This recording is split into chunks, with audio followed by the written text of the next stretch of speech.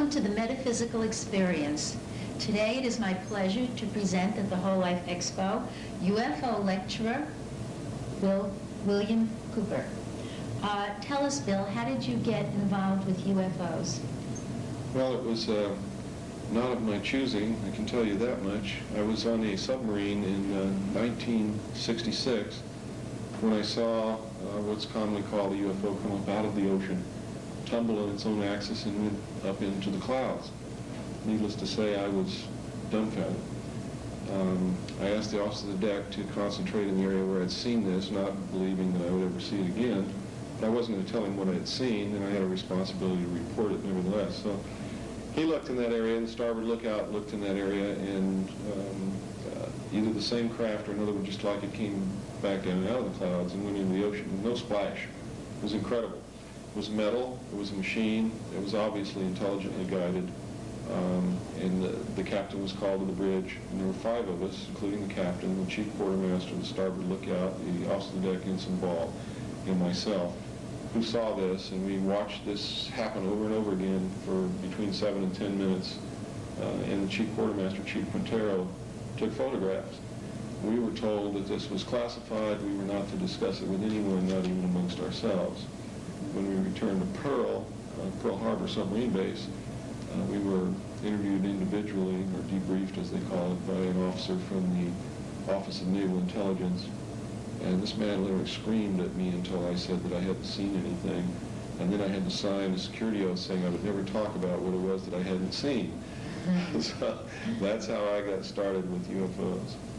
And then from there, where did you go with it? Well, evidently someone was impressed by the fact that I never talked about this, because I was selected for training and was taken in and trained for naval security and intelligence.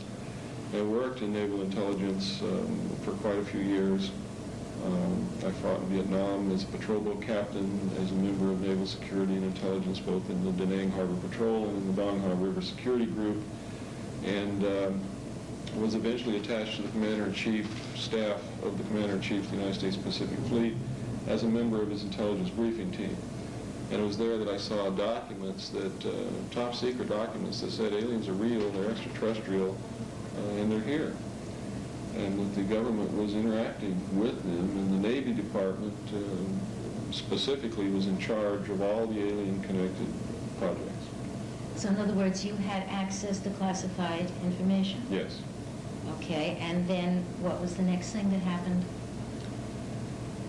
Well, basically, that's it. I found out what was going on, who was behind it. I found out the structure of the secret government that really controls not only the United States but the world.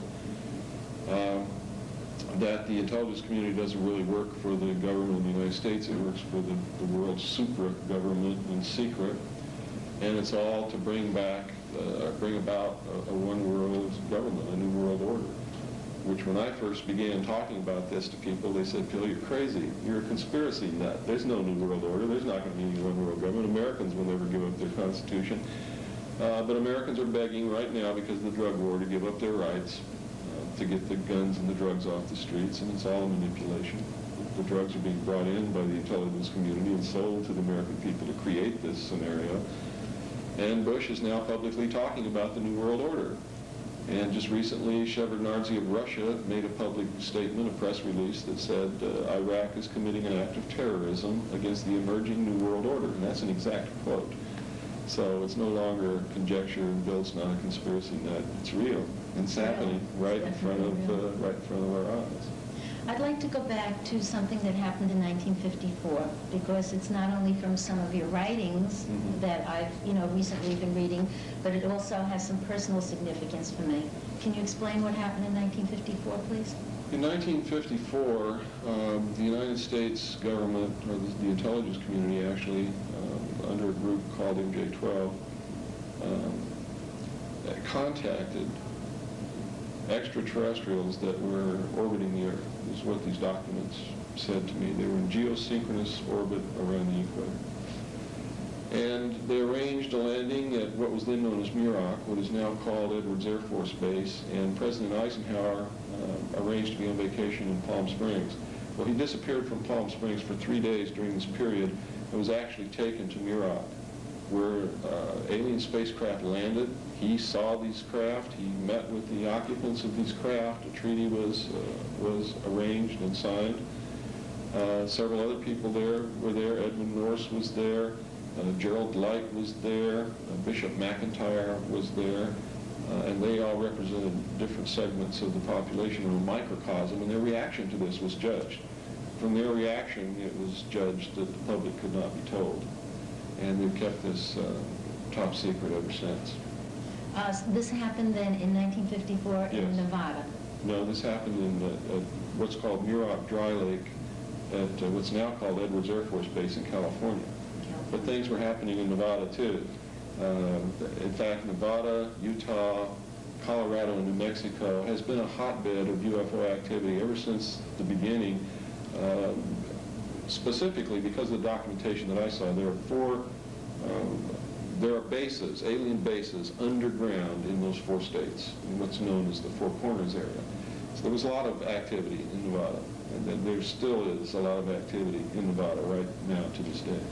Well, back in 1954, my mother and I had a UFO abduction. Mm-hmm. It was in the spring, the time you were talking about, when all of this happened, and that's why I feel kind of connected to this information. I was just a child at the time. I was only 11, and we happened to have wandered into the wrong place at the wrong time, and somehow we were abducted and taken to one of these bases to which you speak. Mm-hmm. And I feel that it's more than coincidence that we should be sharing this particular information today. What happened? About these underground bases, though, okay, what is the purpose of these underground bases? I really don't know, and that's the truth. I really don't know what they are, and you have to understand that there's another side to this.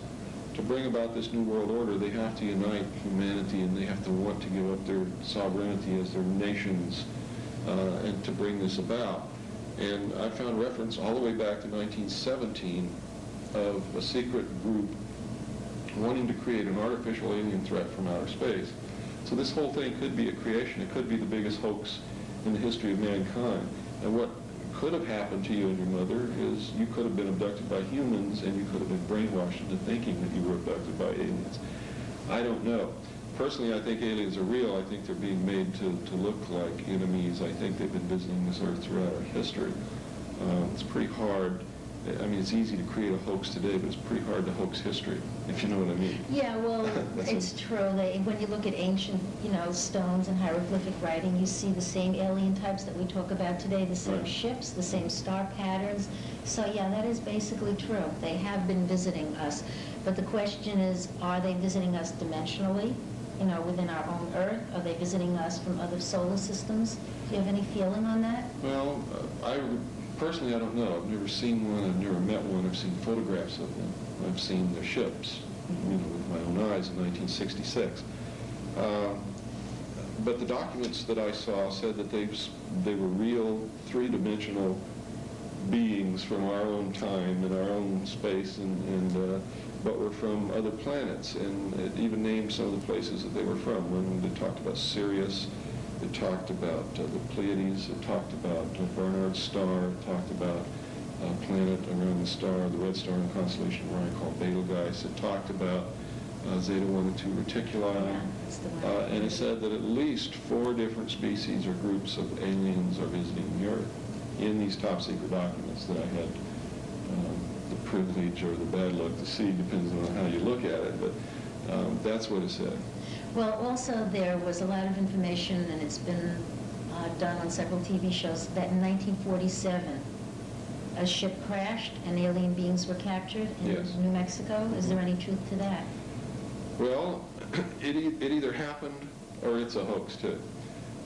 I think that it happened. I think that it's real. The information that I saw came from James Forstall's diaries. He was the man, Secretary of Defense James Forstall in 1947 was the man in charge, actually, of the Roswell recovery. And he kept diaries of what happened. And he was an abductee also. And he believed that the people should be told, though. And he was asked to resign by Truman because he didn't like what was going on.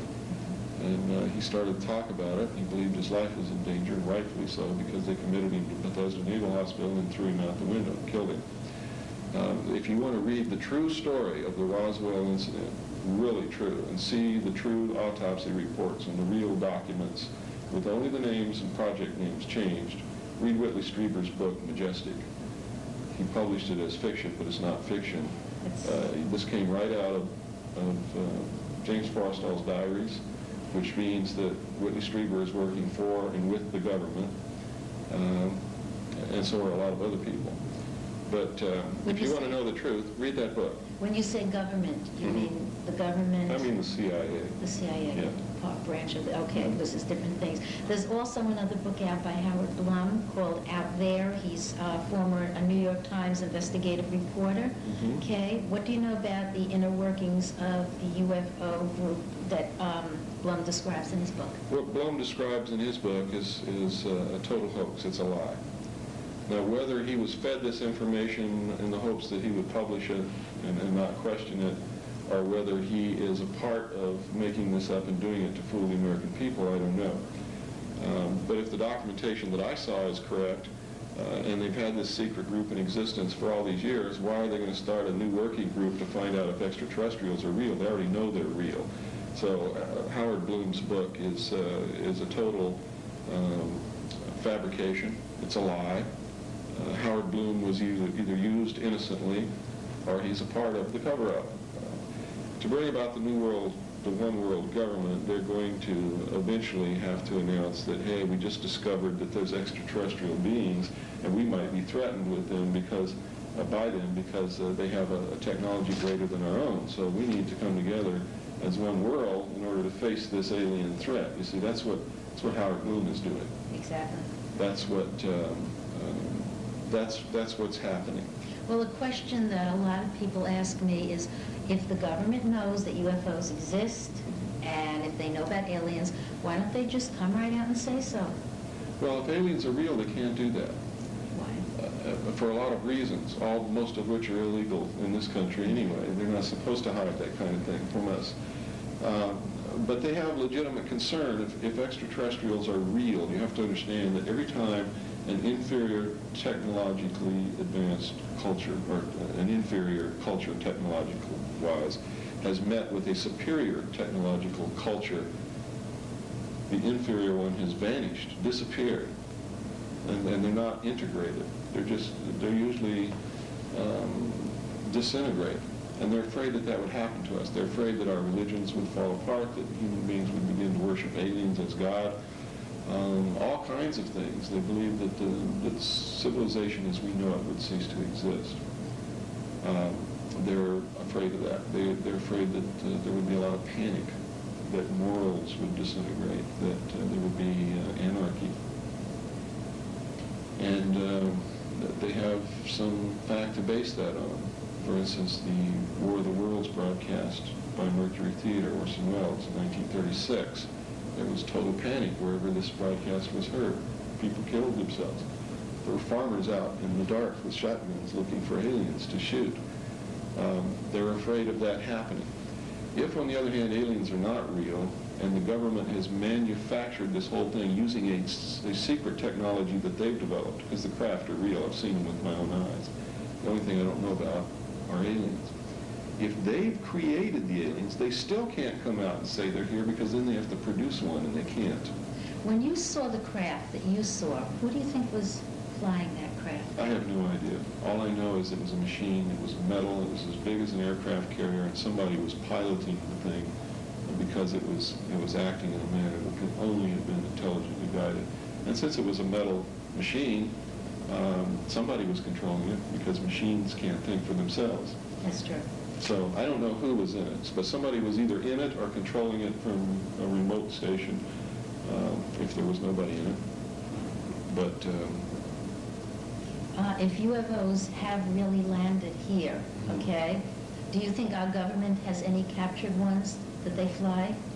according to the documents that I saw, they have craft that they've recovered that have crashed on the Earth, and apparently some of them were not damaged in any way. And we managed to recover them intact and evidently learn how to fly these things, because they're being test flown under a project named Red Light in the atomic test site in the Nevada test range in Nevada. And the documents that I read also stated that we were given 3 intact craft by the aliens. I don't believe by any stretch of the imagination that it was on the technological level that they're on. It's probably some of their old stuff. That's true, yeah. Like when we gave South Vietnam military equipment, we gave them our old stuff. We didn't give them the brand new state-of-the-art equipment. Another question people ask me, why do you suppose aliens would want to deal with us if they're technologically and scientifically superior to us? Why would they want to even bother with us? That's the best question you could ever ask, or one of the best, because there really isn't any answer for it. You see, everywhere you look on the globe at any given moment, we're killing each other. We're destroying the earth. In our hearts, as good as we try to be, there's always some meanness or some spite or something. Why would they? If you look into the psychology of any living thing, the first and foremost thing that it always does, and the manner in which it always behaves, is in its own self-interest. So if they're here and they want to communicate with us, they want something from us that will benefit them. What it is, I don't know. But unless they don't conform to the normal behavior of a living thing, whether it's a fox, a rat, a mole, a human, whatever it is, then that's what it's got to be. Otherwise, they wouldn't be here. But I think that the New Age community's conception of a benevolent group of space brothers who are here to rescue us from ourselves and take us to their planet to save us from the coming disasters is the biggest crock of crap I've ever heard in my life. Why would they take us from this planet to their planet and let us tear up their planet and destroy it? It's ridiculous. We have to evolve our own consciousness to the point where they could do that safely without us wrecking wherever else we go. If we can't take care of what we have here and each other and stop killing each other, there's nobody up there who's going to come down here and save us and take us someplace else so that we can do it there too. It's not going to happen. It drives me wild to watch these people become politically neutralized so that they don't care about the problems going on in the earth today because they're going to be rescued. That's the type of attitude that's created. It's got to stop. Yeah, a lot of people feel that that's what ultimately is going to happen, that they will be rescued. Can you imagine their disappointment when it doesn't happen? Where do you think this is all going? Well, I think unless people get out of their apathy and do something and become involved, we're going into a totalitarian socialist New World Order where we're all going to be really relegated to economic slavery. And I don't think anybody's going to like that. Children raised in that system wouldn't know the difference, probably be happy. But we weren't raised in that system. I think that if we don't learn to quit reproducing like rabbits, we're going to destroy this earth. In about 28 years, the population will double. The population of the world. There's hardly any trees left now. They'll need twice as much wood at that point to furnish the things to this doubled population that it's going to need than what they need now. There's going to have to be twice as many houses, twice as many roads, twice as much food. Right now in the United States, we're consuming more than we produce in food. There's going to be tremendous food shortage. There's going to be starvation.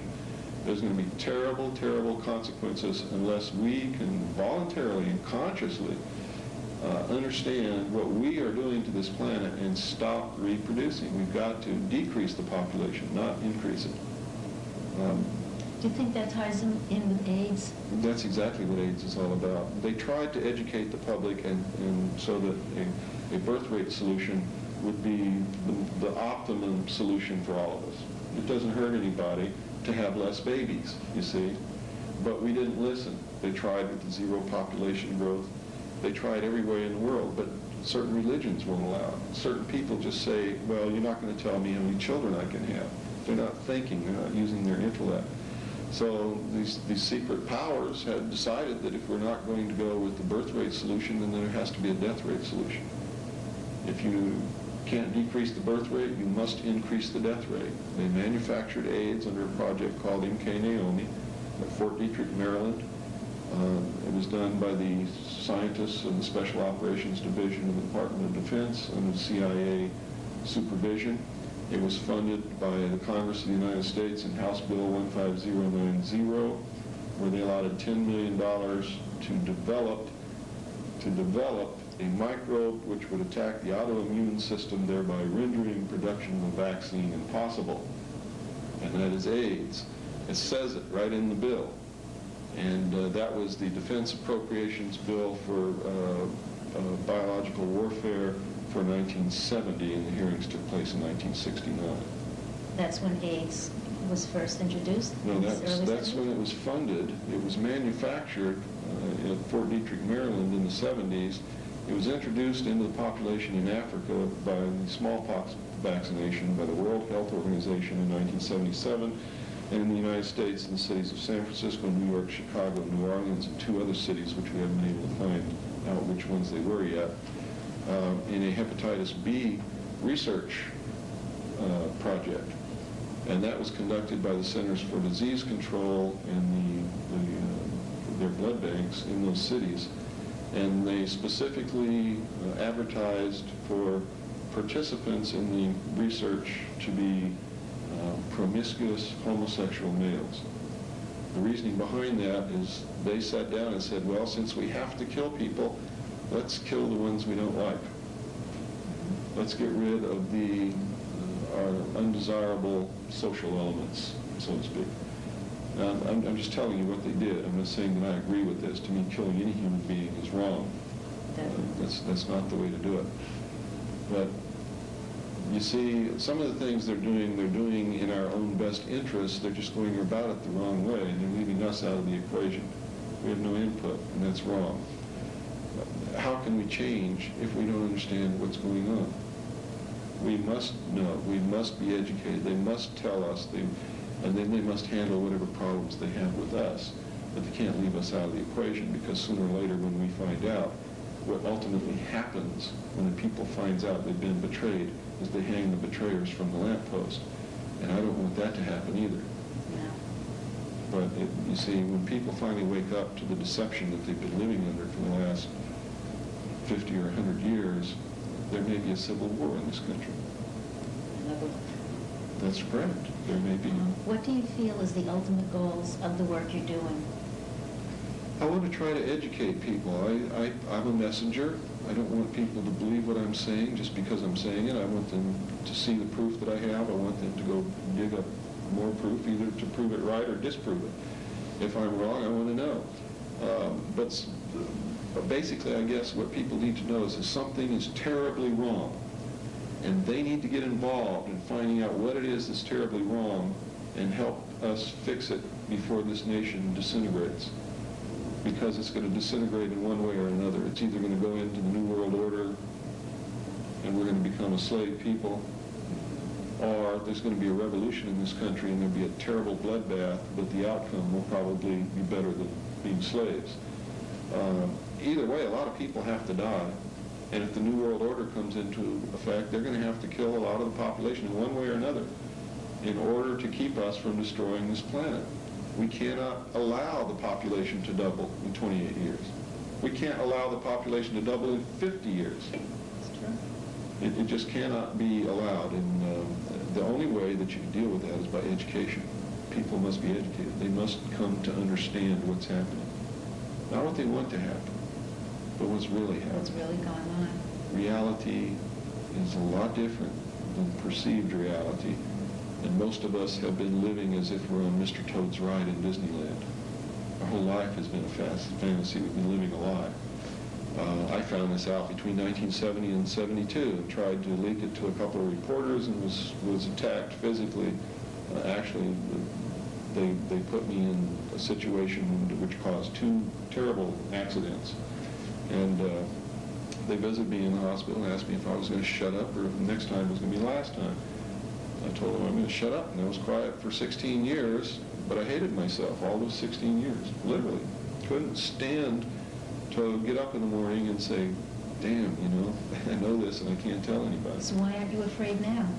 Well, I finally figured out how to do it. The trick was getting in front of a large segment of the public at once. So I literally spent $27,000 preparing a mailing and got some friends to help me And I mailed the information that I know out to people all over the world within a 24-hour period and uploaded it all across the United States on computer bulletin boards. This put him in a quandary. Wow, if we kill him now, all the people that have this information, when they find out that he just died, will know that it's true. It's true. If we leave him alone, most of them are going to think he's just another nut. And that's basically what has happened. Yeah, until they come to my lectures and see the proof that I showed them. And you should have seen the people today when I showed them the Kennedy film, who actually shot President I've Kennedy. seen that already. It's like somebody hits them with a sledgehammer. You can actually see the whole audience reel as if someone has hit them. And you see grown men with tears in their eyes. At that point, they know that they've been lied to about everything, that the government has always known who killed President Kennedy, that all of this stuff has just been a farce and a charade. And it's at that point that they're receptive to look at the rest of the proof. That's really what opens their eyes, because most people don't want to see the proof. They're very resistant. People are resistant to change. It's a big reality you're asking them to face. That's Well, a very hard reality. They've either got to face it on their own and come to grips with it, or they are going to get hit in the head with a sledgehammer when the reality comes home, the reality of what's really happening, the reality of the New World Order, the reality of not having cash anymore, the reality of the control that gives whoever's controlling it. All of these things, the fact that personal property is going to disappear, all of these things are going to, when it hits them finally, what's happening? If extraterrestrials are real, when they're confronted with that face to face, if they're not prepared for it, it's going to be terribly devastating. And you just want to enlighten people. Yes, I want to get them to open their eyes, open their minds, understand that life is much more than what they've ever dreamed it was, and some of it's pretty bad. Some of it could be wonderful. Bill, I think you're extremely interesting, but unfortunately we're out of time. That always happens. Yeah, I want to thank you very, very much.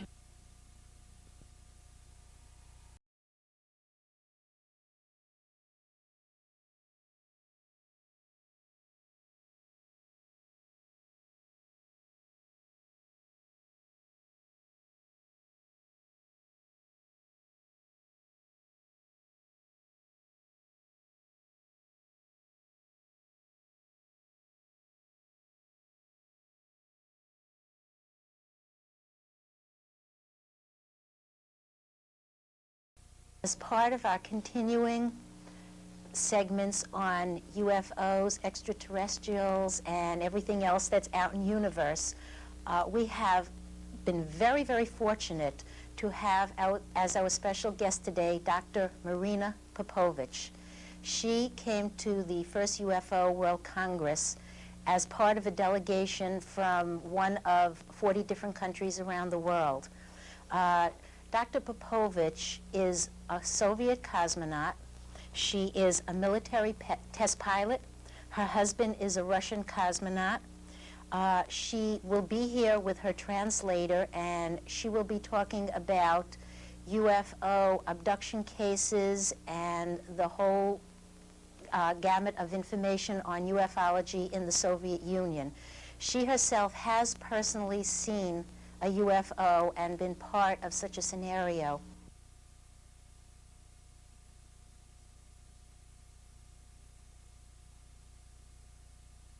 And Marina, how is it that you came to the United States at this time?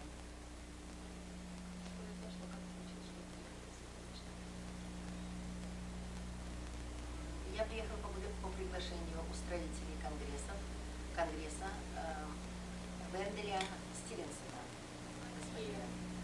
I'm here on the invitation of Mr. Wendell Stevens.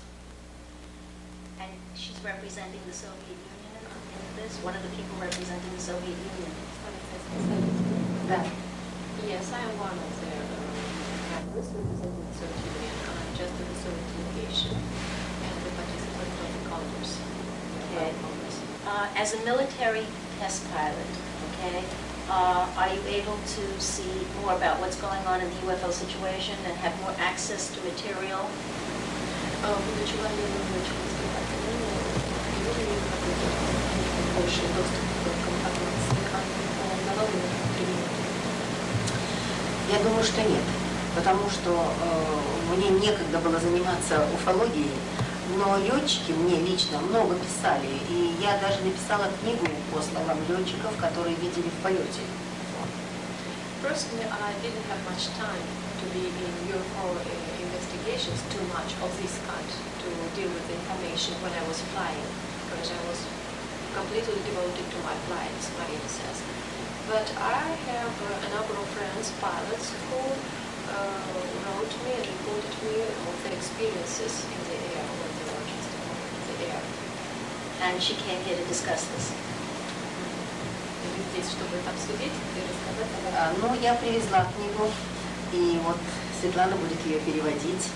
Yes, Marina, she brought here the book which she wrote it herself, reading herself.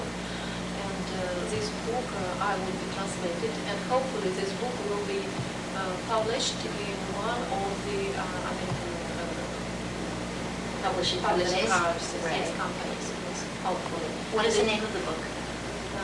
Its name is UFOs in the Russian skies, under Voronezh, sorry. UFOs under Voronezh, above Voronezh, sorry. Is that what we read about in the newspaper?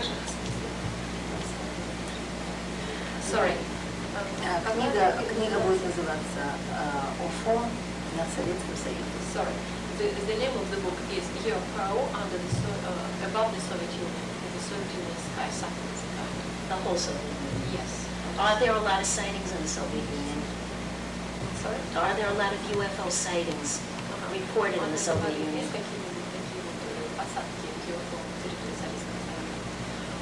Очень много.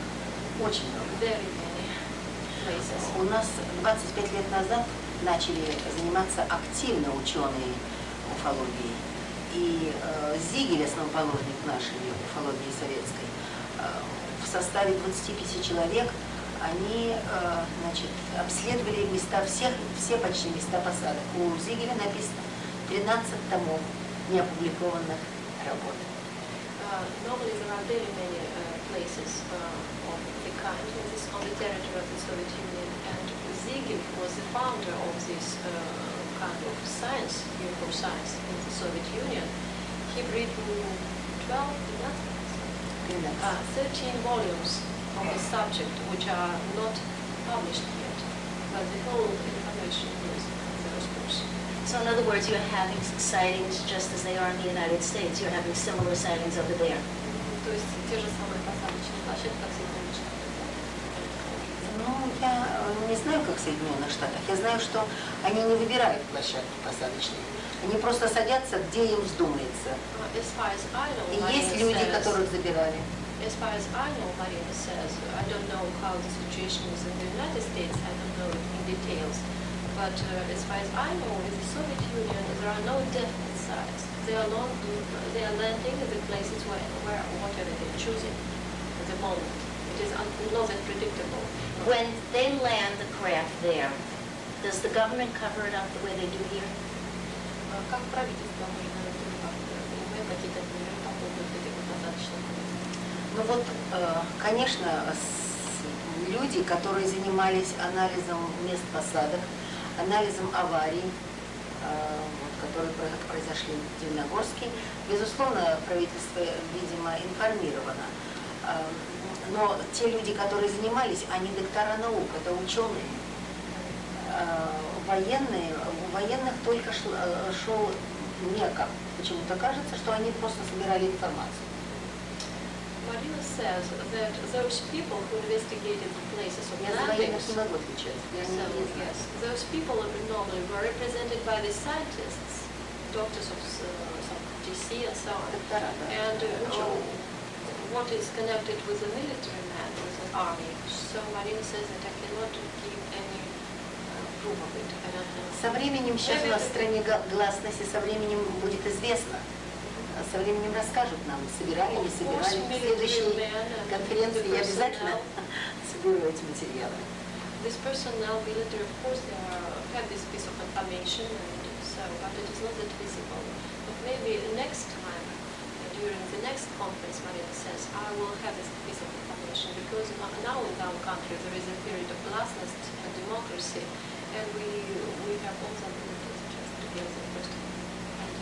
words, if somebody there has a UFO sighting, they have somewhere to go with that information? There's somewhere, like here, people saw a UFO, they have no one to tell about it, more or less. So what would they do if they saw a UFO, if there was a sighting?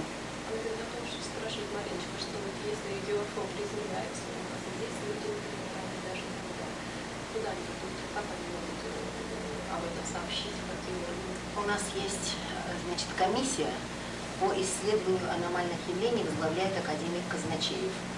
We have a commission, a special commission with USSR. Я член президиума этой комиссии. Marina is a member of the board of this commission, which is led by the academician Казначеев. And so all the reports are sent to this commission. It is as a Academy of Sciences. This commission is within the responsibility of Academy of Sciences. So in other words, it's acceptable that you saw a UFO, you may report your UFO sighting, and it's fine. No one's going to say you're... Никто не препятствует. Ты можешь спокойно заявить, никто тебя не будет. Никакого заявления, никто препятствовать не будет. Absolutely. Я являюсь еще президентом САПУФОНа, Среднеазиатского киргизского региона. И в пустынях оттуда идут очень много информации, просто завалили информацией, контактировали. Yes, and Marina says that I am at the same time the president of the regional associations, UFO associations of some Kazakhstan republics and Kyrgyz Republic, and so there are a lot of information and reports which are sent to us. And people are just saying it very freely and willingly. So if they get a report, this can be published for everybody to see, and it's not a big deal. То есть, если есть такие сообщения, могут быть опубликованы, ничего такого не происходит, все нормально, в порядке вещей. Конечно, в порядке вещей. Сейчас выходит очень много газет, журналов, даже книги есть. Правда, у нас сейчас очень большой дефицит с бумагой, но книги кое-какие выходят. Вот здесь у меня книга есть с собой о Воронеже. We have a lot of information in magazines, newspapers, and some books, but now books is not that many books on the subject, but the matter is we have the problem with paper. Yes, that is the only obstacle. And I can witness it myself, because it is so often they begin to appear in the press now that it is turning to be a common thing sometimes. It's my personal opinion. That they're not suppressing it. They don't suppress the information. Никто не преследует никого. Уже 5 лет. Открыто говорят. It is quite an open subject. Has anybody in the military, because she's in the military, has anybody in the military ever gone after a UFO craft? Когда-нибудь преследовали, например, как обстояло с военными? Преследовали, были ли они как-то казусы в этом?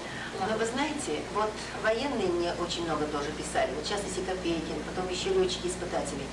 Они как только сообщат, что в воздухе видели, что, допустим, наблюдали параллельные полеты или перехваты, сразу же их привозили в больницу. И поэтому очень боялись летчики. То есть военные все-таки боятся? Сообщить. Не только военные, летчики боятся сообщать, потому что сразу обвиняют в сумасшествии.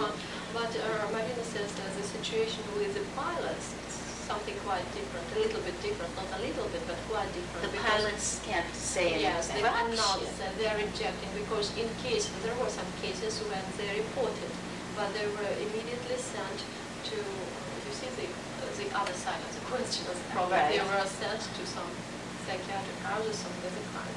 Oh, so you don't report it that quickly? Yes, because people, those people just public, it's quite okay, you can just discuss it, but not the military. But not the military.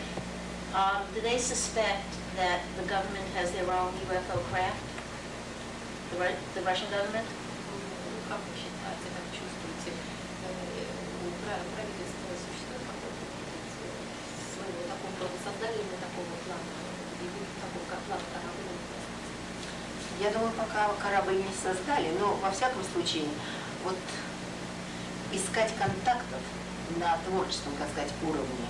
И сейчас у нас в стране есть правительственная организация, научно-исследовательский институт нетрадиционных технологий, где специальное направление, целое направление, которое занимается уфологией. При всех сейчас наших социальных, так сказать, сложностях правительство нашло возможность создать институт. Это будет год назад. То есть и я там какие-то запреты, есть какие-то Нет, запреты были, а сейчас запретов нет. Oh, I'm sorry, because Popovich, это было раньше. Это раньше было. Yes, I'm sorry, because Marina says, just a little amendment, said all those situations with the pilots, it used to be maybe 5 years ago, but not now. Not now. The situation is quite okay now. The pilots can talk. Yes, because they can report it, really. Yeah, no, what I had asked was, we know that the government has their own ships, you know, their own ships here in the United States. Does the Russian government also have UFO Marina ships? says that she doesn't think so, maybe they are working, but she does have this kind of information. She doesn't. Ты сказала про институт государственный? Нет, я пока не сказала, потому что вопрос начал, когда нас спрашивают, по поводу, занимается ли ваше правительство вашим созданием это что? А это что? Yes. Well, there is one more thing to add, because now Marina says there are some kind of researches in this respect concerning the new generation of fuels and new generation of vehicles, the kind UFO using. Right. And it is all those works are led in a researching institute which was established, opened a year ago. And it is the first institute in the Soviet Union where this kind of researches are done openly, and they're supported by the state, and the donations are. It is called. Does the Soviet Union have any captured UFOs or alien people? Она спрашивает по поводу, есть ли в Советском Союзе, на территории Советского Союза во время случаев, когда задерживают корабли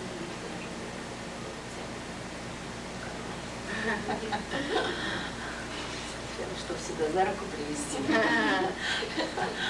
на этот конгресс инопланетяне. Нет, контактеры есть, и очень много, которые контактируют во время медитации. Некоторые говорят, что их забирали на корабли. Вот здесь контактер Кострыгин, который уверяет, что 20 лет назад его забирали, и что он подвергался операции, у него были вырезаны куски тканей, кожи, и после этого у него проявились какие-то необыкновенные способности. Он слышит через многие стены, он лечит людей, диагностирует людей. И что самое интересное, он в квартире может показать, где ставить, например, кровать, где самые благоприятные места. То есть вот так. So Marina says that not that some creatures were captured or something, creatures which she could take by the hand and lead to the compass. Yeah, Not this kind of, yes, going right here, well. But very many cases of contactees too, the people who are channeling the information. Oh, they channel the same way we do here. Yes. And one of them, maybe you heard during the first day, he was speaking Kosтрygin. His name, last name Kostrygin, is one of them. And after this contact, after he was taken aboard, sometimes, not once, more than once, and after the contacts, he developed some unique abilities, healing abilities, and seeing through walls, and just feeling very favorable, energetic places within the flat and outside. So there are some Одного cases. лечили, операции. Очень интересно, в Грузии произошел такой инцидент. Забрали шофера, у которого, то есть он болел, очень сильно болел. И ему за одни сутки сделали 9 операций. И он остался лежать в лесу. А потом, вот Уваров докладывал на конференции об этом, а потом его, когда он пришел домой, и врачи констатировали вот все операции, что у него была щитовидная железа болела, у него была опухоль на позвоночнике, у него была грыжа. Все эти операции были проделаны, и врачи подтвердили, что у него вот было до контакта и вот после контакта. Это уже She said a lot. Yes, she told one very interesting thing about one artist who used to be a contacteer too at the same time. Алеша. His name is Alyosha, Georgia, he lives in Грузии. Нет, Алеша Манышев, он под Москвой, в Солнечногорске. No, he lives in Moscow region. Его забирали, и он очень проявился как художник. Да. And after those contactees, he had a lot of illnesses. So a lot of troubles with his health, but after it, he was operated on during, it was a kind of abductions, yes? Abduction. He was operated on, and after those operations, he found himself absolutely renewed and revived. All his troubles were gone, and it was medically reported. Yes, In Georgia? Yes, in Georgia. Georgia, yeah. Has Marina ever seen a Давид, UFO? господин Давид.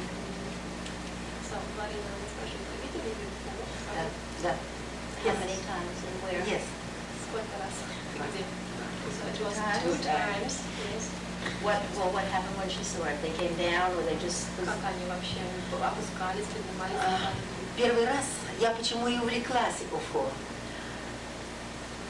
So the first time, it was practically an initiation for UFO studies. It was the beginning of this interest. Я начала с того, When was that? что поехала на Памир в поисках следов и контакта с Йети, снежный человек, Бигфут. Бигфут, да? А сколько лет она назад? 15. It was 15 years ago.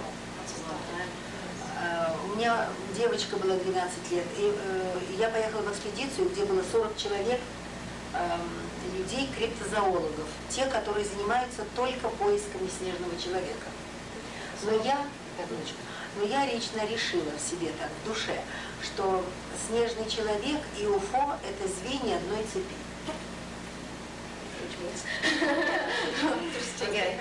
It is interesting because Marina says that so 15 years ago there was an expedition of 40 scientists, and they came to the mountains, Город Памир. Pamir mountains, and practically the purpose of the exhibition, it was UFO Bigfoot, as they call it. Oh, they're looking for the Sorry, Bigfoot. Bigfoot, yes, not UFO, but Bigfoot, yes. And He's supposed to live in Pennsylvania, but that's here. Yeah. Well, and this Bigfoot, so practically, and Вот и ночью там по очереди дежурят. И ночью все собрались у костра, 40 человек, и несколько детей. И вдруг со стороны Большой Медведицы, ковш, со стороны Большой Медведицы отделяется как бы звезда. И зигзагом и прямо остановилась над ущельем. I guess that's when it came. yes, but not Bigfoot, but UFO appeared, because their problem, the interest was Bigfoot, but appeared UFO, especially absolutely unpredictable. But some people link the Bigfoot or the Sasquatch with the UFO. Yes, that is what Marina decided. Beginning from this time on, she just unified it. It's just the parts of the same chain. She realized it. So Bigfoot she's one and UFO. She's one of 40 scientists who went looking for the Bigfoot, yes. and instead they saw the UFO. Yes, exactly. Did someone make telepathic contact with them? Были какие-то телепатические контакты во время, когда появился UFO? Вот УФО появилось, а через 4 часа, когда мы пооткрывали рты, поудивлялись, разошлись спать, и вот проявилось УФО, то есть проявилась Бигфут. У меня тащили из палатки дочь, выволакивали прямо с мешком Very вместе. interesting thing happened because Это так 4 hours страшно. later at night, И никого нет. when she and her daughter, she took along her daughter to this expedition, were inside the tent, the Bigfoot, absolutely invisible, was trying Его не видно, но to ощущала дочь. grab Рассказывала, что тащили the за ноги. daughter, slipping back and trying to got her out of the tent. They saw him? They saw him? No, it was invisible, but the girl Ее тащила, я прямо felt упала на grabbed her нее. legs and was pulling it out of the tent, this sack, sleeping sack. И она так испугалась, у нее температура Yeah, повысилась. the girl was frightened to death. Interesting and recent case. It was What year? in 7th March this year. Oh, this year? Yes. Ah. It happened to be in the place where I live, Marina says, and I live in a special area where all the cosmonauts and their families are living. It is a small town. It is called Space Town. Oh, sorry, Stars Town. Stas? Star. The Stars Town. Star. Star Town. Yes. Okay, exactly. Star Town. Yeah. Okay. And so it happened there at night. Мне позвонила жена космонавта и говорит: смотри, твои инопланетяне висят над городком, на 30 метрах, наверное, посмотри.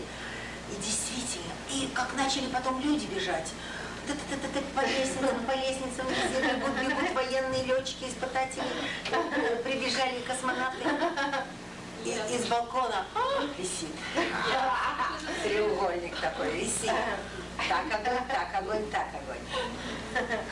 Which means they came, they came, they were suspended, they were about 30 meters, and they were quite visible, and a lot of people just gathered in her flat, in Marina's flat, about 40 people.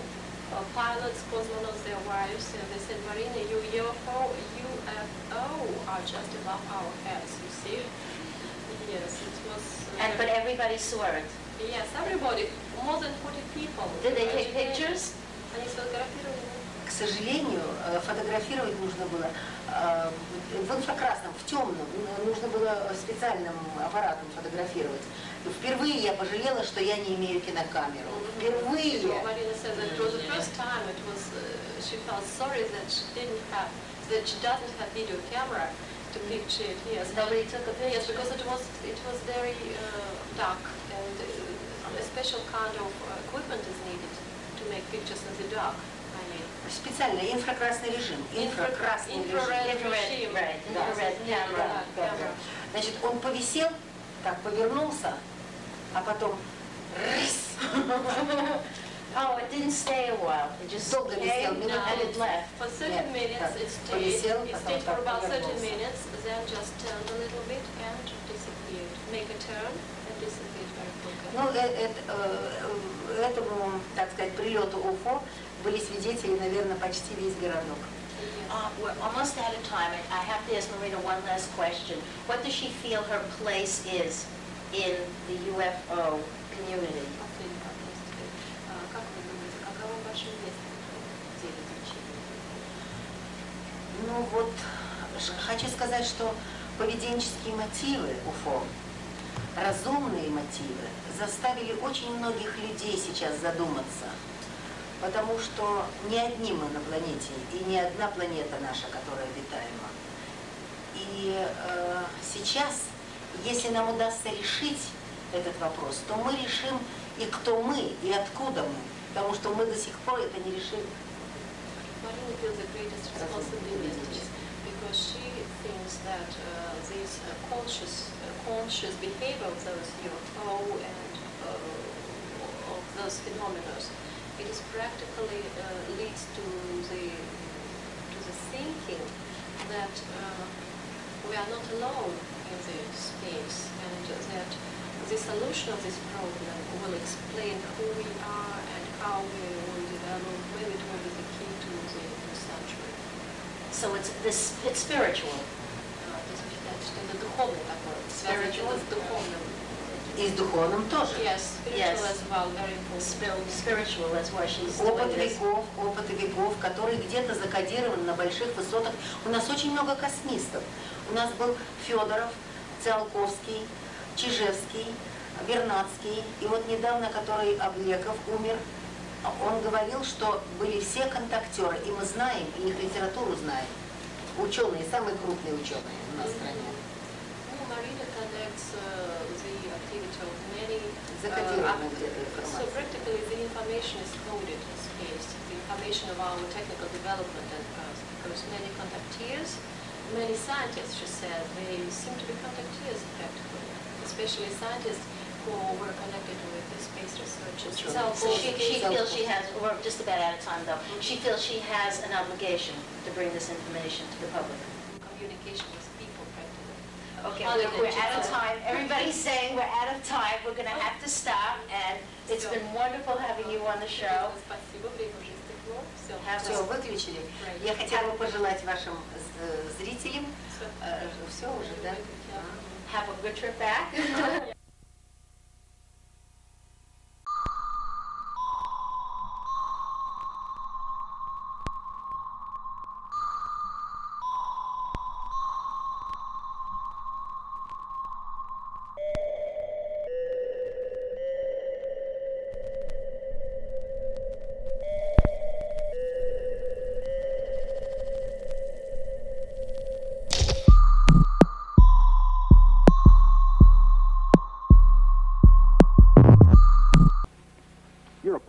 an airline pilot, captain.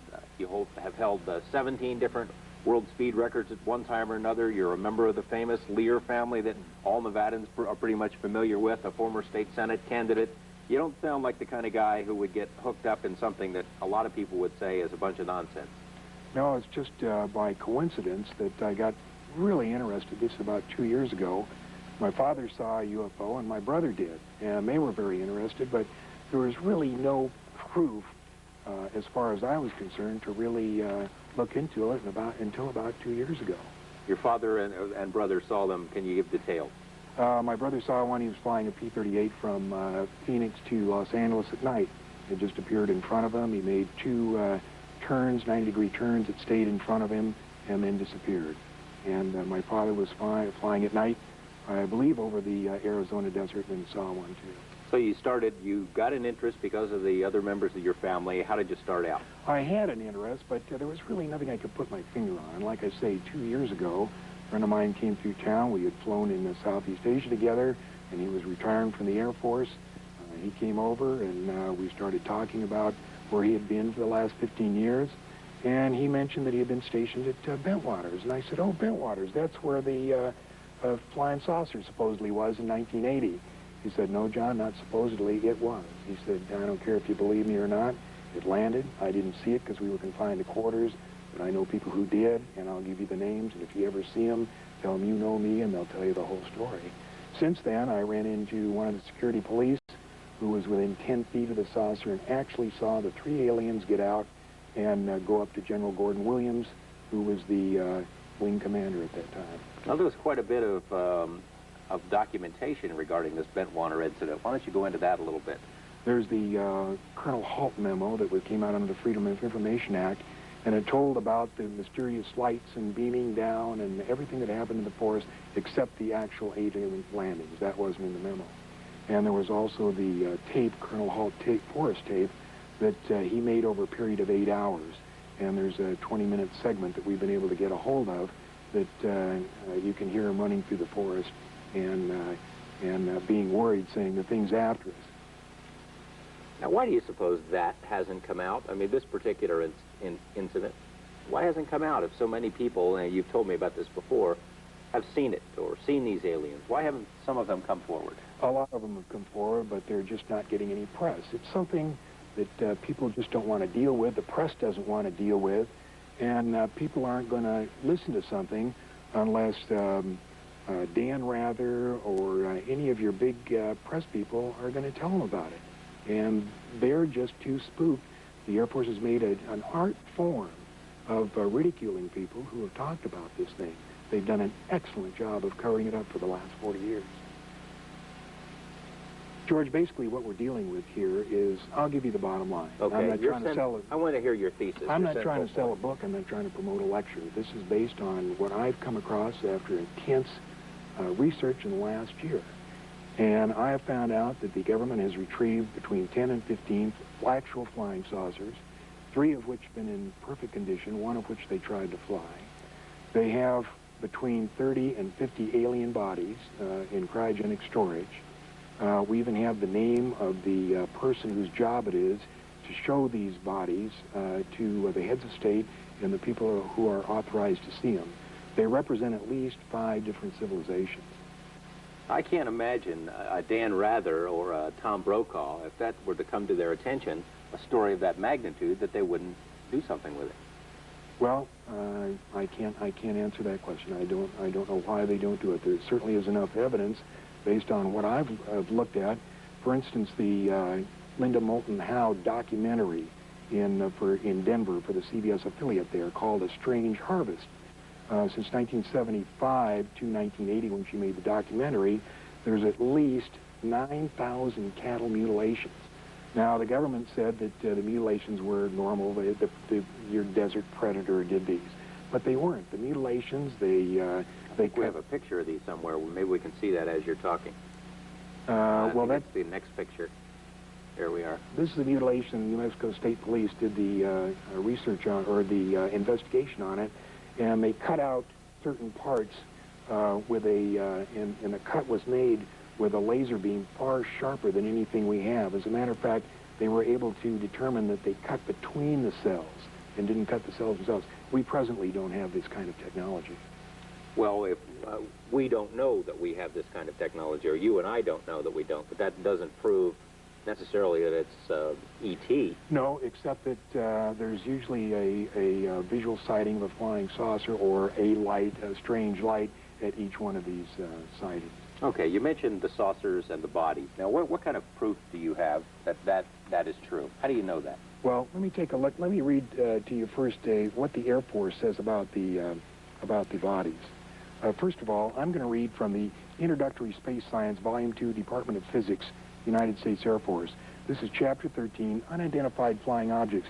Now, this is what the Air Force has the students at the Air Force Academy read.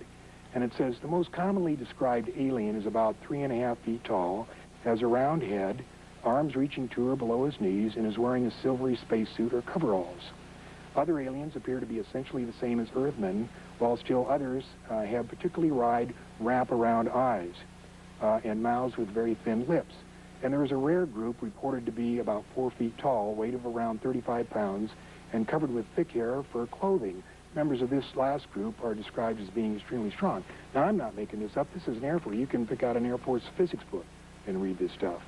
And at the end of the chapter, they go on to say, this leads us to believe in the unpleasant possibility of alien visitors to our planet, or at least of alien-controlled UFOs.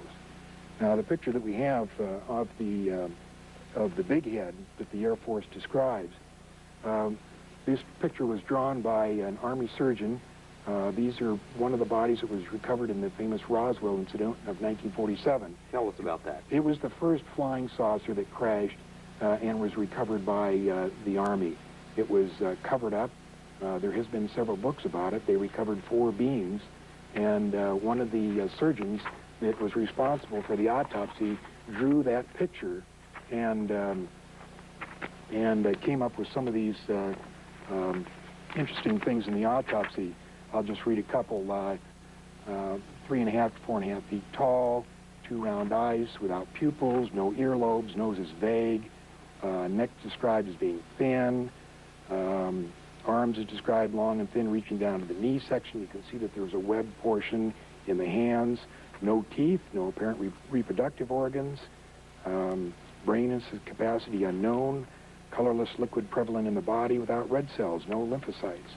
And there's more in that particular report. This is an autopsy report. Now, you said the government goes to great lengths, the Air Force in particular, to discredit this kind of stuff. Where did this come from? How did you get this? That came in a private, that came from the private collection of Leonard Stringfield, who was one of the premier researchers. He worked for the Air Force in the early 50s in a secret project reporting UFOs. Then as a civilian, he continued his private research, and this is out of his collection. Why does the government want to hide this? Why doesn't the Air Force just come forward? Why doesn't, why don't they level with us if this is all true? Well, there's not really much they could say based on what I've been able to find out. George, they're really, what could they say about it? They've been researching it for many, many years, and based on my information, let's say that the president decided to make an announcement. If he made it today, this is what I think that he would say. My fellow Americans, I come to you before you tonight with an announcement of great importance. Despite all our denials, flying saucers do in fact exist. Where they come from, we do not know. Who is in them, we do not know. Where they are from, we do not know, nor do we know how they got here or what they want. We are unable to duplicate any of the metals found on the several craft we have recovered, nor are we able to figure out how they are propelled. We have hidden these facts from you over the past 40 years in hopes that we could give you more answers. Unfortunately, we are no closer to answers today than we were 40 years ago. God bless you all. In other words, you find it highly unlikely that the president would ever make a statement, anything like that? No, it's too big. The problem is not only just the fact that there are 5 and as many as 10 different civilizations visiting us. Apparently, and this is from the research that I've done, at least 90% of them are hostile. And when I say hostile, if not hostile, they have a completely different set of morals than we do. Okay, I'll tell you what, we're going to come back to the president and aliens, because there have been some statements made by presidents, including President Reagan. Giving the full briefing. The people that control this information is a organization that we know of as MJ-12, and they're a top group of military and scientists, and I do know that when the president becomes president, it takes at least 3 or 4 months before he actually gets the clearance to know everything there is. Now, that doesn't mean they tell him, but it does take 3 or 4 months to get. Now, talking to the president, let's talk about what the president has actually said. Has he mentioned anything about aliens? President Reagan? President Reagan, on December 4th, 1985, this is a copy of his speech from the White House, just before he went over to Iceland. He says, "I couldn't but, one point in our discussions privately with Secretary General Gorbachev, when you stop to think that we're all God's children, wherever we may live in this world, I couldn't help but say to him, just think how easy his task and mine might be in these meetings that we held if suddenly there was a threat to this world from some other species, from another planet outside in the universe. We'd forget all our local differences that we have between our countries, and we would find out once and for all that we really are all human beings here on this earth together." Now, he couldn't be just making a supposition for purpose of making a point? You're saying he's trying to tell us something? Well, here, 1 week ago at the 42nd General Assembly in front of the UN, September 21st, he says, "In our obsession with the antagonism of the moment, we often forget how much unites all the members of humanity. Perhaps we need some outside, universal threat to make us recognize this common bond. I occasionally think how quickly our differences worldwide would vanish if we were facing an alien threat from outside this world. And yet I ask you, is not an alien force not already among us?" Now, this is right out of a White House speech. I'm not making this up. What did he mean by this alien force? I mean, does it say? Does he go on to say something? Yeah, he says, what could be more alien to the universal aspirations of our people than war and the threat of war? But the point is, why would he even bring up aliens? I mean, it's pretty far out for the President of the United States to be mentioned threats from outer space. Okay, what about President Carter? President Carter, we have the quote from Carter when he was during his election campaign. "If I become president, I'll make every piece of information this country has about UFO sightings available to the public and the scientists. I am convinced that UFOs exist because I have seen one." Jimmy Carter says he saw one. That's Jimmy Carter. He saw one in 1973. But he didn't tell us, did he? He doesn't. The pressure is enormous on these people to cover this stuff up. How can that be? Are they afraid of a panic, that people would panic? There's the panic problem, and there's also the problem that, in fact, in Cro-Magnon man, there may have been some tinkering to make us what we are today. And that's been borne out by several researchers. We couldn't have developed exactly, there's the missing link. Something had to happen to get us going. Between 4,000 and 8,000 BC, we had just been going along and for hundreds of thousands of years not doing anything. All of a sudden, bang, we started making pottery, invented the wheel, invented fire, and everything took off. What was the key that did that? I don't know, but it causes one to think. You mentioned a couple of minutes ago before the break that you think 90% of these visitors are hostile. What makes you think that? Well, doesn't fit with what we think of as ET, you know? If you read some of these books that are on the newsstand, one is called Intruders, one is called Communion. They apparently come down, and when I say apparently, this is taken from 300 hypnosis cases. A friend of mine has done 140 of them. And the people are abducted. They're taken up into a saucer. Usually lasts about an hour. They do all kinds of experiments. They give them shots. They poke them. They cut them. They do all kinds of things, then wipe out their memory and send them back. Only after several months of some psychological problems do they end up going to a psychiatrist. And the psychiatrist, on trying to find out what the problem is, in the use of hypnosis, finds out that this person has been abducted. What's the reason for that? What are they trying to learn? There's three things that they're trying to do with these abductions. The first thing is they're trying to monitor us. It started in the early 40s, and they'd put a little unit, very small BB-type object, way up in the backside of the brain, and they'd leave it there for about 18 years. They'd pick them up and put it in about 4 years old. About 12 years old, they would pick them up and monitor it. Then about 18, they'd take it out. The second thing they did is they put a post-hypnotic suggestion. According to many of the people that have been hypnotized, and we found out what they've told them, apparently within the next 2 to 5 years, there is going to be a big event. Something enormous is going to happen. And these people who have been abducted, and there's probably over 100,000 of them, have been given some place to go and something to do.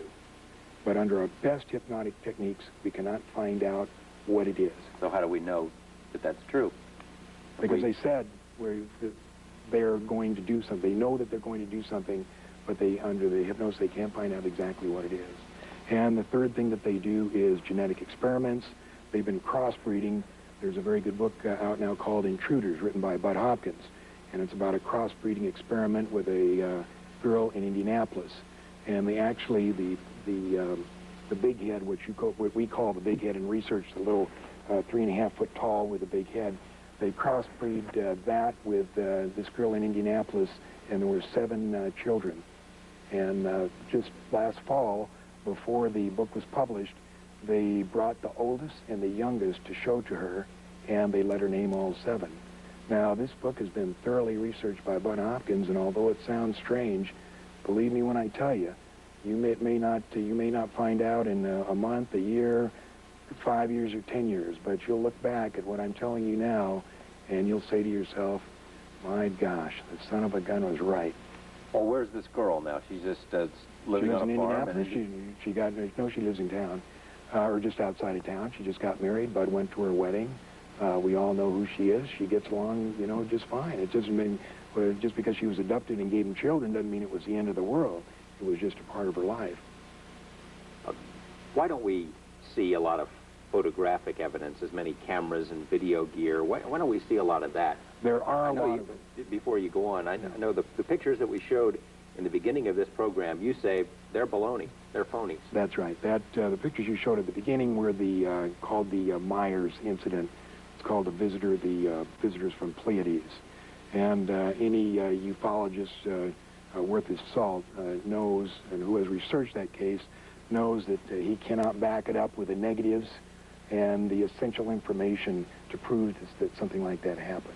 So we look at that as suspect. So in other words, you run into your share of phonies as well in your research? Absolutely. There's not that many, but there are a few out there. There's so many people that have real stories to tell that we're just so busy with those.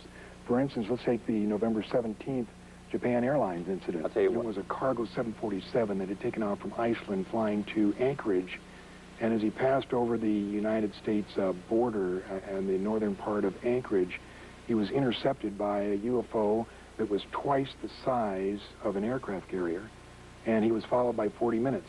He made a complete 360-degree right turn. He made a descent of 5,000 feet, and the thing stayed with him. Regardless of what you hear, the FAA did have him on radar, and so did the Air Force. If you have a picture there, this is a 26-page document made by Bruce Maccabee, who's a physicist employed by the Naval Surface Weapons Laboratory and one of the most respected figures in ufology. I don't think we have that picture, so go ahead. Okay, I'm just going to hold it up here, and you can see the size of the 747 to the UFO. Now, the UFO was not brightly lit like that. It's just made like that for reference. It was dark. But this is what he saw beside him. Well, whose rendition is this? This is the captain's, this is from the captain's rendition when he was debriefed by the FAA. Now, certain UFO debunkers have said what he saw was the planet Jupiter. Well, this is an insult to all transport category captains around the world. I mean, the guy knows the difference between something that's twice as big as an aircraft carrier and the planet Jupiter. I've also heard that it's the reflection of his own plane. What, the radar? Yeah, that was an attempt like to describe it. You can't imagine what pressure these people are under to cover this stuff up. It's tremendous pressure. It really is. Okay. You were going to tell me that the church, did you want to go further into the JAL incident? No, I just want to say that's a 26-page report. It had the captain and the ATC conversation. It had the radar plots, and it had the Air Force plots and the FAA radar plots. There was no question about it. You want to tell the me? thing followed it. The church, what do they think about UFOs? Well, here's a copy from the London Evening News, July 21st, 1987. And it says, "Prepare to meet thine aliens. Vatican theologians have acknowledged that there could be life on other planets. Now they plan to train missionaries capable of working in space and meeting aliens. Jesuit scientists at the Vatican Observatory in Frascati near Rome have reported moving lights and other identified phenomena in the sky. Starting in September, the Vatican University will have a special UFO section." You've said before you thought a lot of their intentions were hostile, and you've mentioned before that a lot of the sightings are around military bases. Why don't we see them here, Las Vegas? We got a lot of military bases here. Well, in fact, there have been a lot of reports of UFOs in and around Las Vegas, not specifically over the Air Force bases. We have the test site, and of course we don't know what's going on there, and we have Nellis Air Force Base, but there have not really been a lot of sightings over there. The main Air Force sightings were in 1975, and the UFOs descended on every Strategic Air Command base guarding the perimeter of the northern United States. And they hovered over the nuclear weapons storage area, and they stayed there with impunity for up to 2 and 3 hours over a period of 3 days. And nobody heard about it? Well, there was a few reports, but you really don't. I have a report 150 pages long of the F-106s that were sent out to chase them, and the helicopters, and notifying the Canadian authorities, and the security patrolmen that were sent down to actually see what was going on, and they'd come up on these things, and they'd say, "I'm not going any further." You think maybe it's a top secret area? If the Air Force actually does have them, maybe they got him here?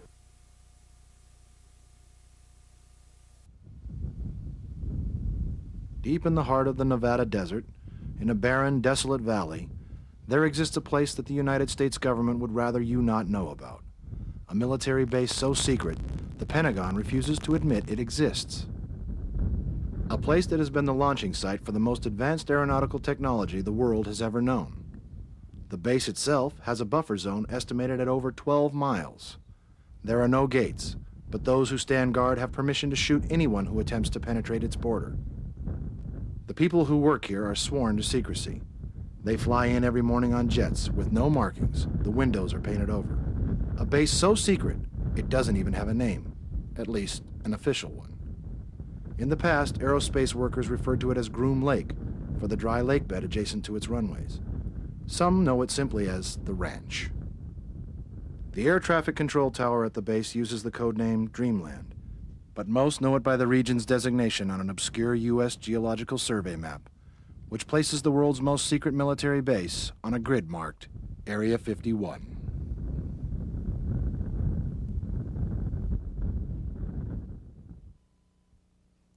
It started out as a place to fly experimental airplanes in secret. It was remote, the terrain foreboding, and virtually inaccessible, which is why back in the 1950s, the United States government developed a keen interest in the Nevada desert. So much of an interest that the Department of Defense took control of a huge chunk of land, larger than Switzerland, for use as a desert laboratory. The Nevada test site, as it is called, was used for the testing of nuclear bombs. Satellite photographs show the pockmarked surface of A-bomb testing sites, such as Mercury, Nevada, home of above-ground nuclear detonations. But A-bomb tests aren't all that is done out here.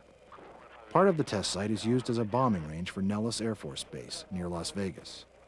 The airbase and target area are all part of the Nellis Range complex, where virtually every fighter pilot in the free world comes to test their skills in war games above the Amargosa Desert. But besides the nuclear testing, and beyond the airbase, there was a third element to the Nevada test site, developed in the 1950s to test flight top-secret aircraft. A 60-square-mile region encompassing 2 valleys, surrounded by the Groom Mountain Range. It was here, the place many now refer to as Area 51, that the government, specifically the CIA, decided to have aerospace giant Lockheed test a secret plane built to spy on the Soviet Union. It was called the U-2. The CIA went out in about 1955 to the northern part of the Nevada test site and established this area on the Groom Dry Lake for the testing of advanced aircraft technology. The kind of unofficial version, and from what I've been able to research, there is some support of this, is that even in the 1940s, perhaps the late 1940s, the Navy had an auxiliary naval airfield out there. And they used to store nuclear weapons out there at the Groom Lake facility. Now, there were only a few buildings up at that time. Now, one alleged eyewitness said that in 1948 there were 5 buildings and one of them was a hangar. For years, this is where the U.S. government tested its greatest airborne secrets.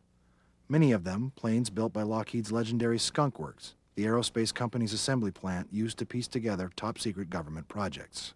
Besides the U-2, it is where the super-secret SR-71 Blackbird first took to the air. Later came the F-117A stealth fighter.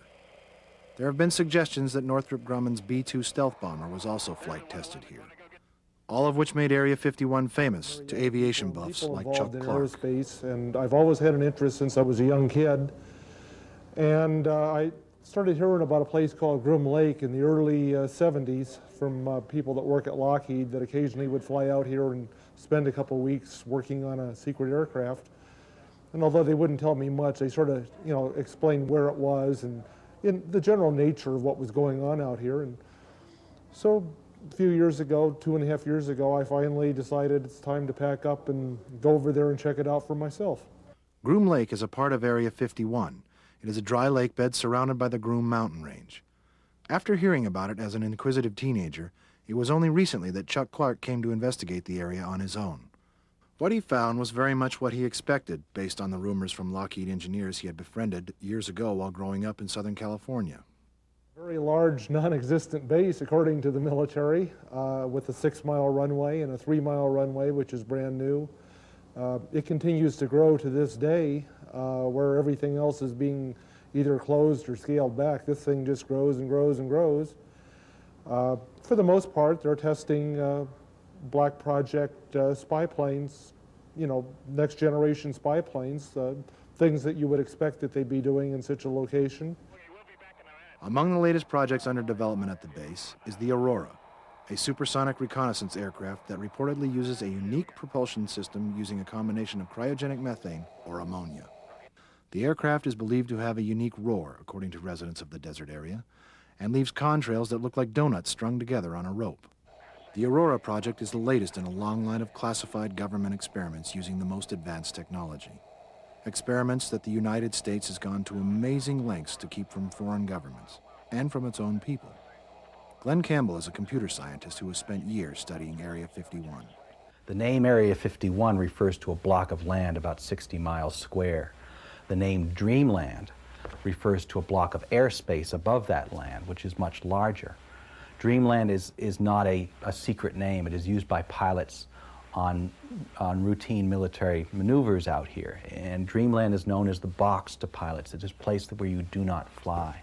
There are numerous stories of military pilots on routine exercise here wandering across the boundary of this Dreamland airspace, being forced down at the base and being severely debriefed. This is the sort of mistake that would end careers in the military, and certainly has. If you land at Dreamland, you may never fly again. The boundary of this non-existent military facility is patrolled by non-existent security guards. These are guards wearing camouflage fatigues, without name tags, without insignia, driving unmarked white Jeep Cherokees. We call them, for want of a better name, the camo dudes, for their camouflage fatigues. They patrol both the military land and the adjoining public lands, and this is what disturbs some people. The workers who are out there now don't talk. They're absolutely terrified of talking. They absolutely have drilled into these people that this is something you do not talk about, and you really have the fear of God. You see the fear of God in their eyes if I were to confront somebody out here at the McCarran terminal where people take off. But the former workers, or workers who are not directly connected to Area 51, let's say that work at the nuclear test site, I find them coming to me to ask me what I think of the Bob Lazar story. He may be the first former worker at Area 51 to speak out publicly about the base and what he did there. In 1989, Robert Lazar was interviewed on a Las Vegas television station. The first interview was done in silhouette to protect Lazar's identity. But after claiming that his life had been threatened, Lazar went public with an amazing story. That besides testing super-secret jets, the American government was also in the process of analyzing extraterrestrial spacecraft. The Testers Company reproduced a flying saucer model based on Lazar's description. Bob Lazar's story is certainly a piece of work. It's a fascinating story, whether you regard it as a hoax or reality. He claims that he went to work for a few short months at a government facility where he worked with 9 alien spacecraft, dissected them, found out something about how they worked. How this story differs from anybody else's stories is that it's highly specific.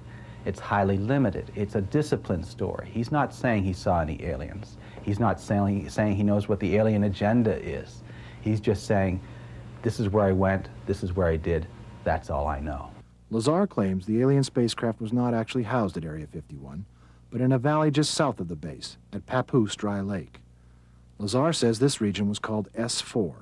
It's completely surrounded by mountains, and, as with Area 51, does not appear on any maps. The only pictures of it have been taken by the former Soviet Union from space. Lazar claims he worked for several weeks at S4 after being hired by the government as a propulsion engineer.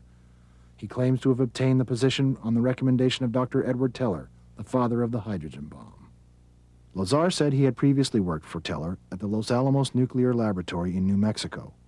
His new job at the secret desert base, according to Lazar, was reverse engineering the propulsion system of a flying saucer, one of 9 that Lazar claims were kept inside a hangar built into a hillside. Lazar has given a detailed description of what he saw, explaining that the craft used a combination of matter and antimatter for propulsion. He says only once did he see one of the alien craft actually fly. He says he never saw an alien or was told of how the government had obtained the spacecraft. Bob Lazar is highly specific about what he saw. He can describe it in great detail. His descriptions of this craft that he worked with, this flying saucer, have resulted in this plastic model kit produced by the Tester Corporation. He will tell you flat out whether something is right or wrong. Most of the time when he's spoken in public, he's just taken questions, and you can throw any question at him in a technical vein, and he will come back with a solid-sounding answer, one that real physicists can debate back and forth. That's what I admire about that story. Campbell admits Lazar's story cannot be verified, and it is hard to believe. What he finds most interesting, however, are some of the people who do think that Bob Lazar is telling the truth. These workers are as fascinated with the Bob Lazar story and the Area 51 mystique is the rest of us, and they don't know what's going on out there. They can't say what's in the next hangar or what's over the next hill. These programs are highly compartmentalized. You go there, you do your job, you go to your workplace, and that's all you see and all you know and all you'll ever talk about. So I know former workers who worked there in the 70s, and they're open to the story. They think that, yes, there's something like that going on at Papoose Lake. One worker even said that he knew this area as Area S4, just like Bob Lazar referred to it as. And it was strictly off limits to these workers, so they're curious. Lazar says he was disturbed by his discovery and thought the public had a right to know about the research being conducted on alien technology. He claims, though, that by violating his oath of secrecy, the government has erased any and all of the records verifying his background. There is no record of his employment at the Los Alamos Nuclear Laboratory, although a phone book was reportedly discovered which included Lazar's name and an extension number. Lazar claims his educational record has also been purged from the schools he says he attended, MIT and Caltech. Both institutions claim he never was a student there. Whether the problem with the educational credentials means that he's lying about the S4, that's not necessarily true. It just means that you can't take his story in isolation. You have to go and look for other stories. And I still leave the door open to it. I think it could be true. Time after time, Lazar has turned down opportunities to make a lot of money off of this. There is a movie deal in the works, but time after time that has been shot down because Bob Lazar insisted that it be the real story, not a Hollywood's fictionalized version. To many, however, Lazar's motivations are as clear as the Nevada night sky. Since his story was first publicized, scores of UFO investigators, believers in extraterrestrials, and even curious tourists have trekked to the area just outside the borders of the secret base. They gather at the Black Mailbox, which belongs to a local rancher. It's the only landmark for miles. It is at this site that Chuck Clark claims to have periodically witnessed unidentified flying objects. Glowing craft that take off from actually south of the base out there itself in the next valley over. And they seem to be capable of doing, going from a dead stop to several thousand miles an hour, stop on a dime, do a 90 or 120 degree turn without decelerating, things that just don't fall into our physics. Clark says he first witnessed what he terms UFO technology over the base one evening in February of 1995. This video, shot with a Sony Nightscope telephoto lens in late spring 1995, shows what appears to be a large glowing object just above the Groom Range. The light appears to change in intensity, and there are no normal aircraft strobes. The light hovers above the Groom Range for about 30 seconds, then disappears behind the mountain. For a while, what I thought was a illumination flare. It had risen from the airspace and hung motionless in the sky, quite brilliant yellow-white light about the size of the planet Jupiter or Venus or something like that. And then slowly descended, and when it got down to the hill line, instead of disappearing behind the hills as I expected, it was in front of the hills. It got down to 20 or 30 feet above the ground where it stopped. And because it was quite bright, it was illuminating the ground. I could see clearly where it was, and I was still of the opinion it was a flare. I just thought it was blowing out from the base and that they were going to start a range fire with it. And then suddenly the thing streaked sideways, covered 4.8 miles distance in, 1 to 1.5 seconds. I didn't clock it, it's only an estimate, but on the outside, 1.5 seconds. And that's still in excess of 9,000 miles an hour. When it stopped, it didn't slow down and stop, it just stopped cold. And it hovered for a few more seconds, then it vanished in place. This home video was made by a visitor to the Black Mailbox, who tries to keep in focus a bright light darting across a region just south of Area 51. The approximate location of S4, where Robert Lazar contends that 9 alien spacecraft were based. What in the world is it? Here at the Black Mailbox. Got people from Japan just up the road here. We're at Groom Lake. Also recording the air channels. I can hear jets in the background. I'll zoom back a little bit. This is looking straight over Steve Medlin's ranch, right here off 375 highway. This is right over the peaks.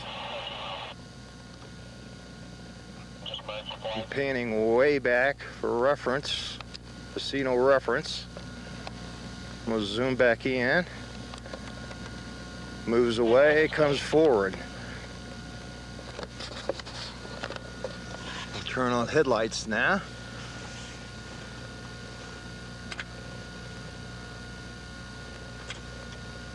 Turn the headlights back off. Headlights back on. Looking for reference. Got the 35-mile-an-hour speed limit sign going back up above the mountain. Boy, this is hard to nail. Trying to zoom in. I'm maxed out on zoom.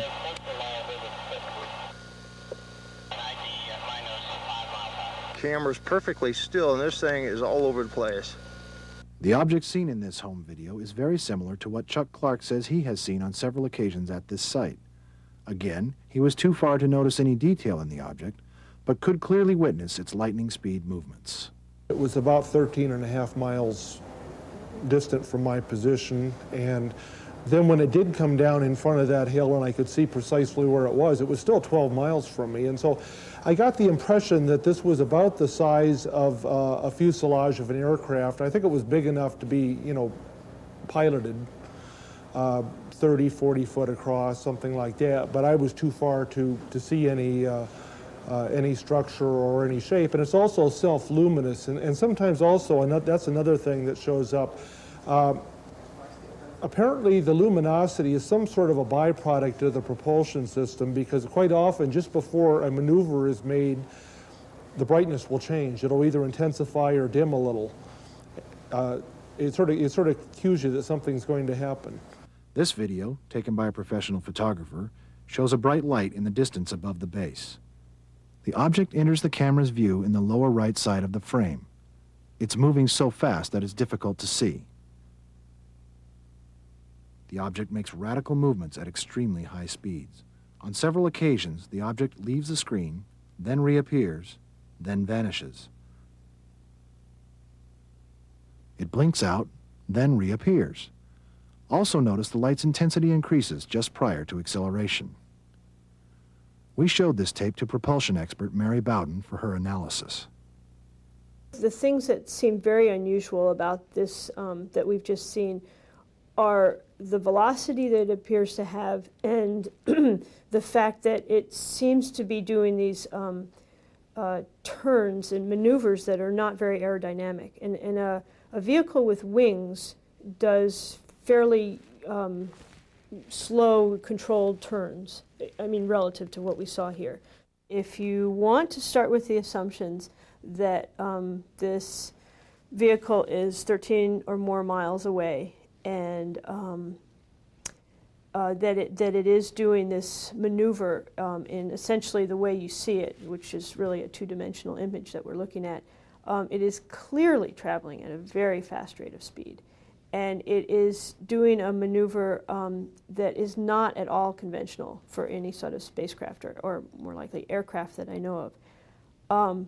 In addition, if something that's traveling that fast would normally it's traveling, if you calculate the velocity, it's faster than the speed of sound, and therefore you would expect to hear some sort of a sonic boom, especially if you're only 13 miles away from this thing. You would, very likely hear it. So it's a little confusing how you would get something traveling that fast and doing maneuvers like that without creating a sound, a sonic boom of some sort. None of these things can easily be explained with any sort of technology that I know of right now. On the other hand, I'm much more willing to believe there are simpler explanations than to think that it's some sort of a alien spacecraft. Although most of the mysterious sightings are from a distance of a dozen miles or more, there are a few who say they have seen objects in the area at a much closer range. Susan Lowe says she was with a friend near the black mailbox one night when she witnessed a bright orb approaching. And the first thing we saw was a round, disc-shaped craft that was on the horizon. It was actually eye level to us. It was not up in the air. It was an orange-shaped color, glowing.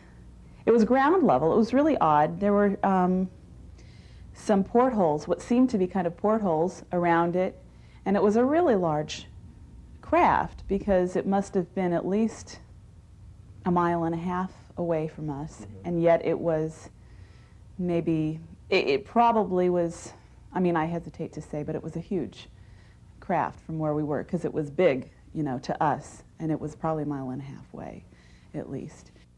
Then there is the experience of Bill Hamilton. Hamilton is a UFO investigator. He and an associate say they too had a close encounter near Mailbox Road. As we continued to look, another light came on to our right, and I thought, well, that's up in the hills somewhere, in the Groom Range, where this light came on. So I told Pamela, I said, you keep an eye on the original light, and I'll keep an eye on this light. And I said, we've got nothing else to do, right? So she went on talking, and every now and then she'd look through her binoculars, and then she tapped me on the shoulder and said, you better look at this original light. It's beginning to brighten up. And as I looked back, I noticed that I could see a glow coming from the ground. I said, what's going on here? And suddenly, coming up out of this glow, right, rising off the ground and tilting, was an object that appeared to me to be about the size of a bus. And it had lighted windows, or rectangular lights on it. Some of it was amber, some of it was blue-white in color.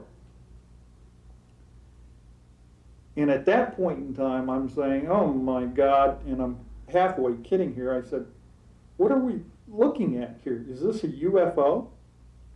I said, we're scanning the sky and something's coming up off the ground.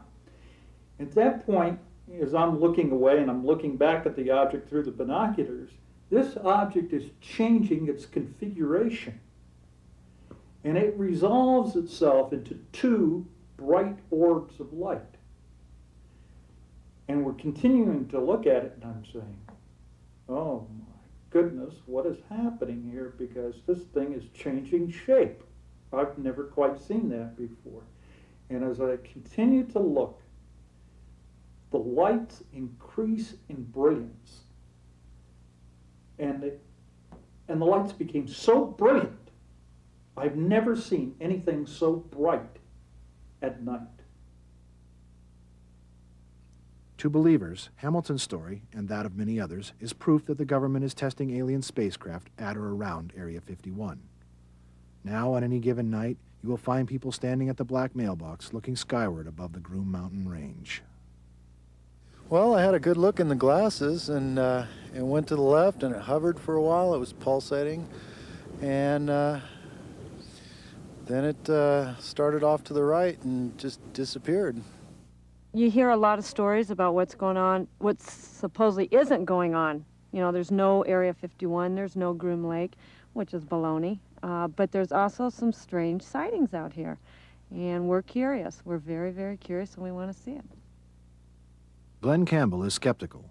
He believes that alien craft may once have been housed at Area 51, but has never seen any evidence that they are still there. I first came here about 2.5 years ago.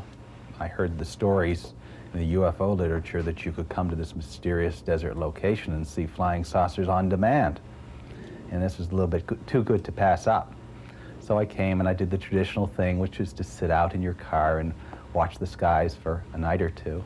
And I saw fantastic lights, all of which I came to understand were flares and other lights associated with the bombing runs and the military exercises out here.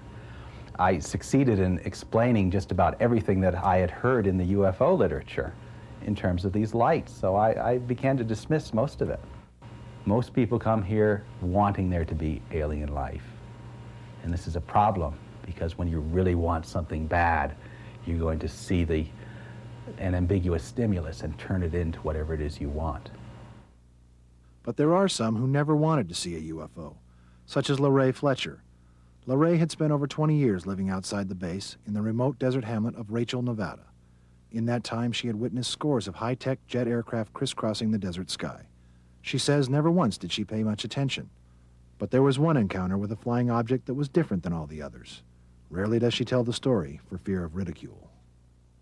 I was halfway between the top of Coyote Summit and the bottom of Queen City Summit. Driving your car? Driving my car, coming Nobody home. else on the road? No. Well, yes, there was another car coming from, I was going west, the other car was going east. What did you see? What did I see? Okay, we were coming, I was coming. There was nothing out there, absolutely nothing. It was dark, kind of not a cloudy night, but not really, really clear too. And as I was going, I had gotten past the black mailbox maybe 1/10 of a mile or so. And off to my left, there was a huge bank of lights. And when I say huge, I mean huge. It was the biggest thing I have ever seen in my life.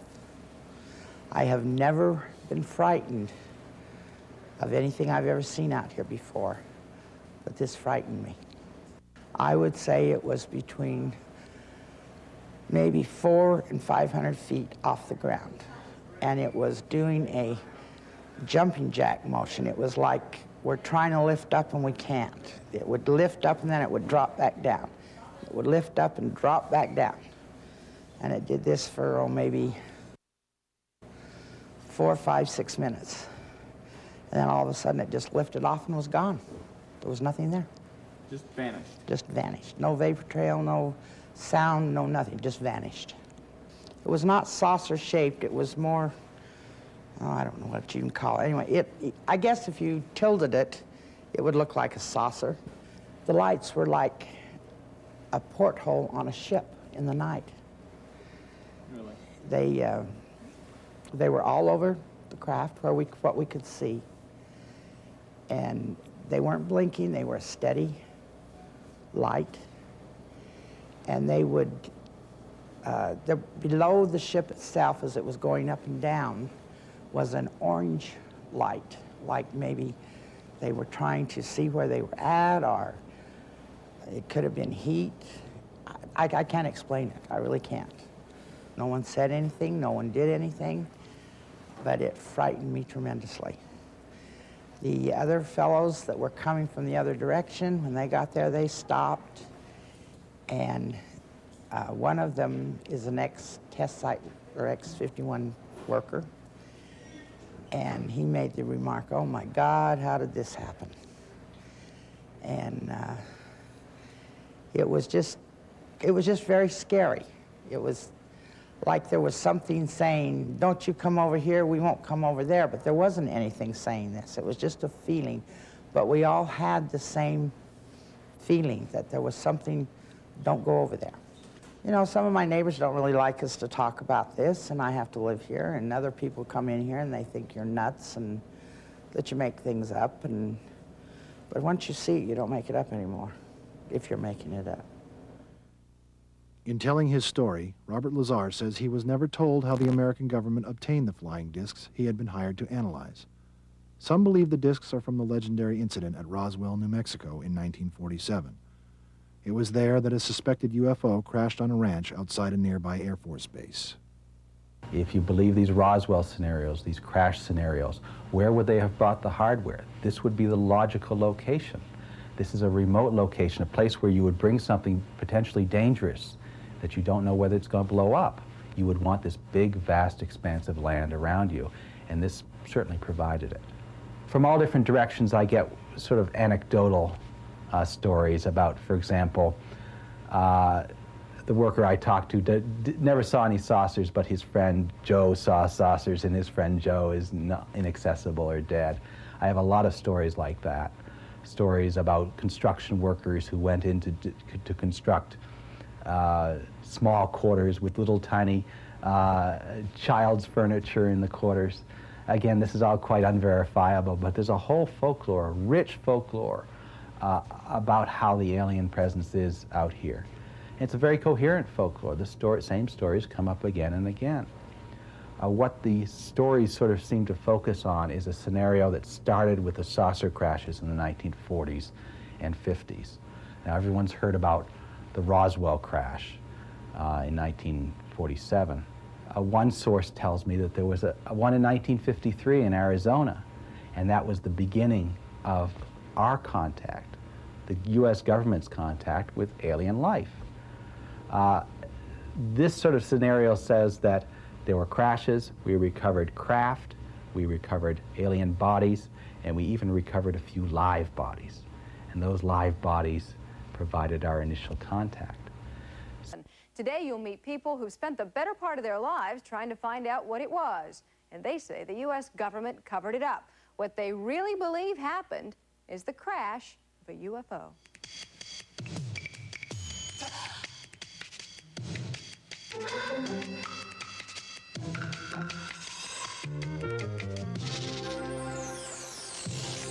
There's no way you could construe it to be a weather balloon. Well, some friendly person in Washington called us and pointed out that this was restricted information. He said, well, they told me not to say anything. A closer look. Hi, I'm Faith Daniels, and welcome to a closer look at strange lights in the sky. Experts are saying a lot of people are going to see them this week because of a rare astronomical event. The planets Venus, Jupiter, and Mars are lining up, and some folks are going to swear that they are seeing UFOs. Well, 44 years ago, residents of Roswell, New Mexico were sure they had seen a flying saucer. They even heard it crash. David Garcia takes a closer look. They say it happened here almost 44 years ago. Something, some say a flying disc, some say a weather balloon, crashed in this field 75 miles outside of Roswell, New Mexico. Even today, many people around here say it was a UFO, a flying disc, as it was reported in the local paper the next day. They also believe there has been and continues to be a government cover-up of what happened. In 1947, Elizabeth Talk's father was the local sheriff, and she says after he got to the crash site, the government got to him. Because they told my husband, Mr. Wilcox, that she would say, "Don't you say a word." So he didn't, and he was very calm about it. I mean, he just didn't say anything. In fact, the Air Base commander issued a press release describing the crash of some sort of flying disc. That made headlines. Then hours later, the Air Force announced there had been no UFO, simply the crash of a weather balloon. And when the general came in, he told me not to say anything, that he would handle it. Army intelligence officer Jess Marcel, Sr., had been one of the first government officials to examine the debris that was found at the scene. Interviewed shortly before his death in 1986, he continued to insist it came from a UFO. I said, "It looks like balsa wood. It would seem lighter than balsa wood." So I got my cigarette lighter and I said, "I want to see if this stuff will burn." It didn't.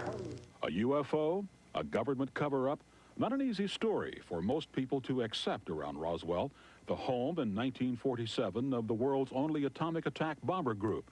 The people didn't question their government, and for nearly 50 years, they have lived with it. For a closer look, I'm David Garcia in Los Angeles.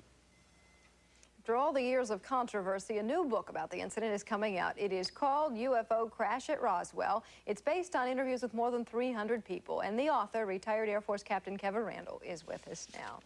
After 44 years, why should we care whether this happened or didn't happen? Probably the biggest story of the century, maybe of the millennium. We're talking about the contact with life from other planets. We finally learned that we're not alone in the universe. This is the story that proves it to us. But there have been so many alleged sightings. Why should we believe that what happened in Roswell was really a UFO?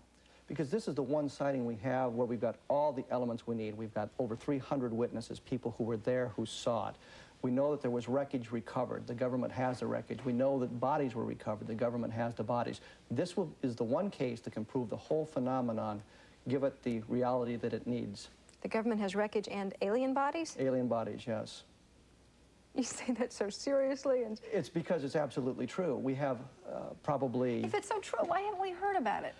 You have heard about it, you just have ignored it. This stuff is leaked into the press a number of times, and the story is so incredible, it's what we call a self-keeping secret. People don't want to believe it, they read the story and they ignore it. We can go back through the newspapers and the news magazines from 1947 on. We can find the story appearing periodically. Sometimes it's around Aztec, New Mexico. Sometimes it's involved other things, but we can find it appearing, and people just ignore that. So we have heard about it. If it's the biggest story of the century, why would the government cover it up? In 1947, we just come out of one of the most disastrous wars that had ever been fought. In 1947, they didn't know what they were dealing with. They were presented with a technology that was so far superior to ours that they needed to keep it covered up. In 1961, the Brookings Institute did a report for the United States Senate for NASA, and in that they talked about what would happen if there was a confrontation between people of Earth and an extraterrestrial society. And the conclusions were based on our own history, that when a superior civilization confronts an inferior civilization, the inferior civilization ceases to exist. Well, allow me to raise an eyebrow for the next 30 minutes, if you will, because we'll come back and talk to you a little bit later. Right now, we're going to head out to Roswell and find out what the people there are saying. And we have some people who say they absolutely believe it.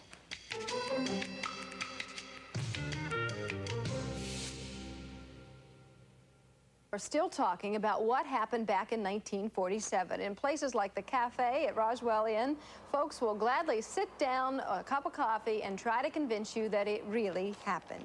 At the cafe this morning, we have three people who remember what happened: Walter Hott, Art McQuitty, and Glenn Dennis. Hi, guys. Hey. Hi, Faith. How are you? Walter, tell me how you fit into this puzzle. What were you doing back in 47? Well, Faye, back in 1947, I was a public relations officer for, at that time, Roswell Army Airfield. I was the one that prepared the news release and sent it, or took it into the newspapers and the radio stations. And that was a extent of my activity insofar as the flying saucer crash is concerned. Who gave you the order to issue this press release? It came from Colonel Blanchard, who was the base commander. He called me on the phone and told me particulars of the information that he had, and asked me to get the release out and take it into the news media, which I did. Did he seem like a guy who had just seen a UFO? I honestly can't remember what he sounded like. That's been 44 years ago. I don't think he was that emotional individual that you could tell by his voice whether he was excited or it was just a normal situation for him. After you typed up this press release saying there was a UFO, though, I can't imagine it could be a normal situation for anybody. Out comes this weather balloon press release that contradicts everything. Well, I think that was part of the cover-up, and it's quite possible that this went a little bit further in that the press release may have been the start of a cover-up that evolved around stating that we had it, and then while people were talking about it in the community, and then coming back and saying, well, it was a weather balloon, which pretty well squelched all the rumors about it being a flying saucer. Art, you were the editor at the paper when Walter walked in and handed you a press release saying that the military thinks that a UFO has just crashed. What did you do when you saw that release? I about jumped out of my skin. I firmly believed that all of the people who were reporting saucers were really seeing them. And so when they brought the press release in saying that they had discovered the wreckage of a UFO, although they didn't call them that in those days, they were called saucers, I got very excited. And I turned to the AP ticker in our office, and lo and behold, the story was already on the ticker. And I said, Walter, what the heck are you doing? You scooped us. It turns out that they took turns giving the press releases, and one of the radio stations had already moved it.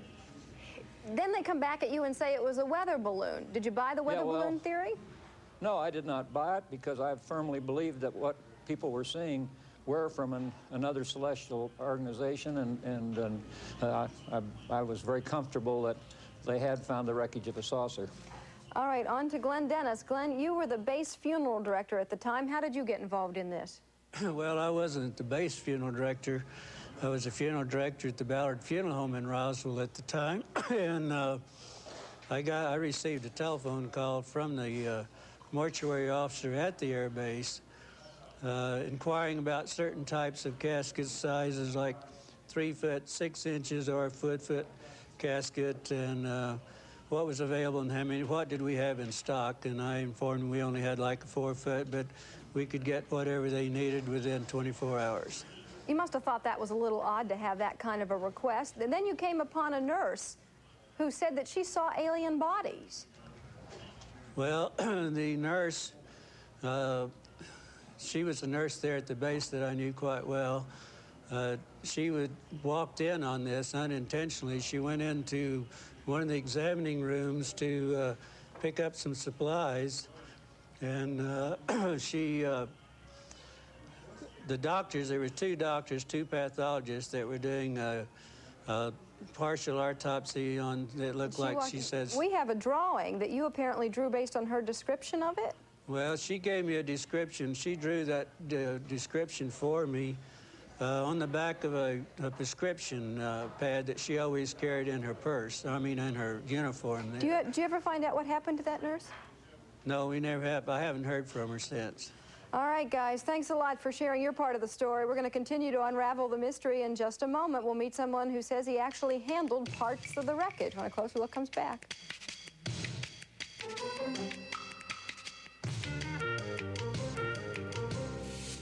We're back now on a closer look. Our next guest was 11 years old back in 1947. Jesse Marcel Jr. is the son of Air Force majors sent to inspect the wreckage, and he was there when his dad brought some of that wreckage home. You actually saw this stuff? Well, I handled it as it was brought in from the car and placed on our kitchen floor in the house in Roswell. What did it look like? Well, it was a lot of foil-like fragments with Bakelite type pieces of plastic, and then structural members like I-beam type material. Had you ever seen anything like that before? Not really. Never? Not to my knowledge, no. Could it have been a weather balloon? I had seen weather balloons because I was given one time by my dad, but it was not that, I assure you that. Now, I read a newspaper account from the time, and the rancher who collected this debris described it as foil and sticks and paper and tape. Does that look like what you saw? I didn't see any paper or sticks, but I saw it was all metal and some pieces of plastic. The newspaper account at the time said the debris gathered up completely weighed about 5 pounds. Could a UFO weigh 5 pounds? Well, not a real UFO, I wouldn't think. So what do you think this was that you were handling?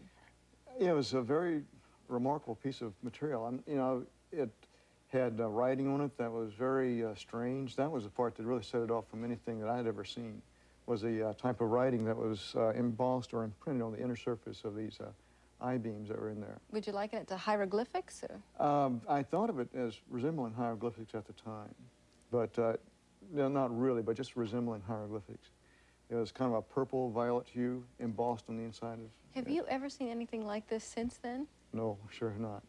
Is it possible that it was like an enemy spy satellite or something? Unless they're using strange material, strange writing. What happened to it after it left your kitchen? Well, I helped my dad load it back onto the car, and he took off for the air base, and that was the last I saw it. Yeah, and what about your dad? What did he do with it then? I understand he flew it to Carswell Air Base that night or the next day, I'm not sure. Would they have given so much attention to a weather balloon? It doesn't seem likely, no, not to fly a weather balloon to Carswell in a B-29, which is not very cost-effective. Why didn't you try to keep any of it? I didn't. I was Air Force. You know, it's not my material. Play by the rules. You bet, that's right. Your daddy firmly believes that what he saw was a UFO? We discussed it later, and that was the only thing we could come up with. That was the only thing that he could conclude. That was it. Do you also believe that there was a government cover-up? I think there was, because he was part of it.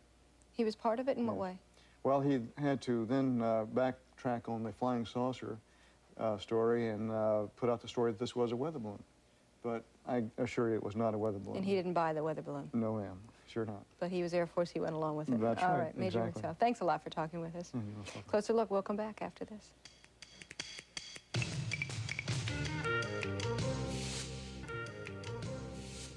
We're back on A Closer Look. We're joined again by retired Air Force Captain Kevin Randall, who authored the book entitled UFO Crash at Roswell. Also joining us is Stanton Friedman, a nuclear physicist. He has interviewed many of the witnesses and is still pursuing the release of the official government documents in the case. Welcome.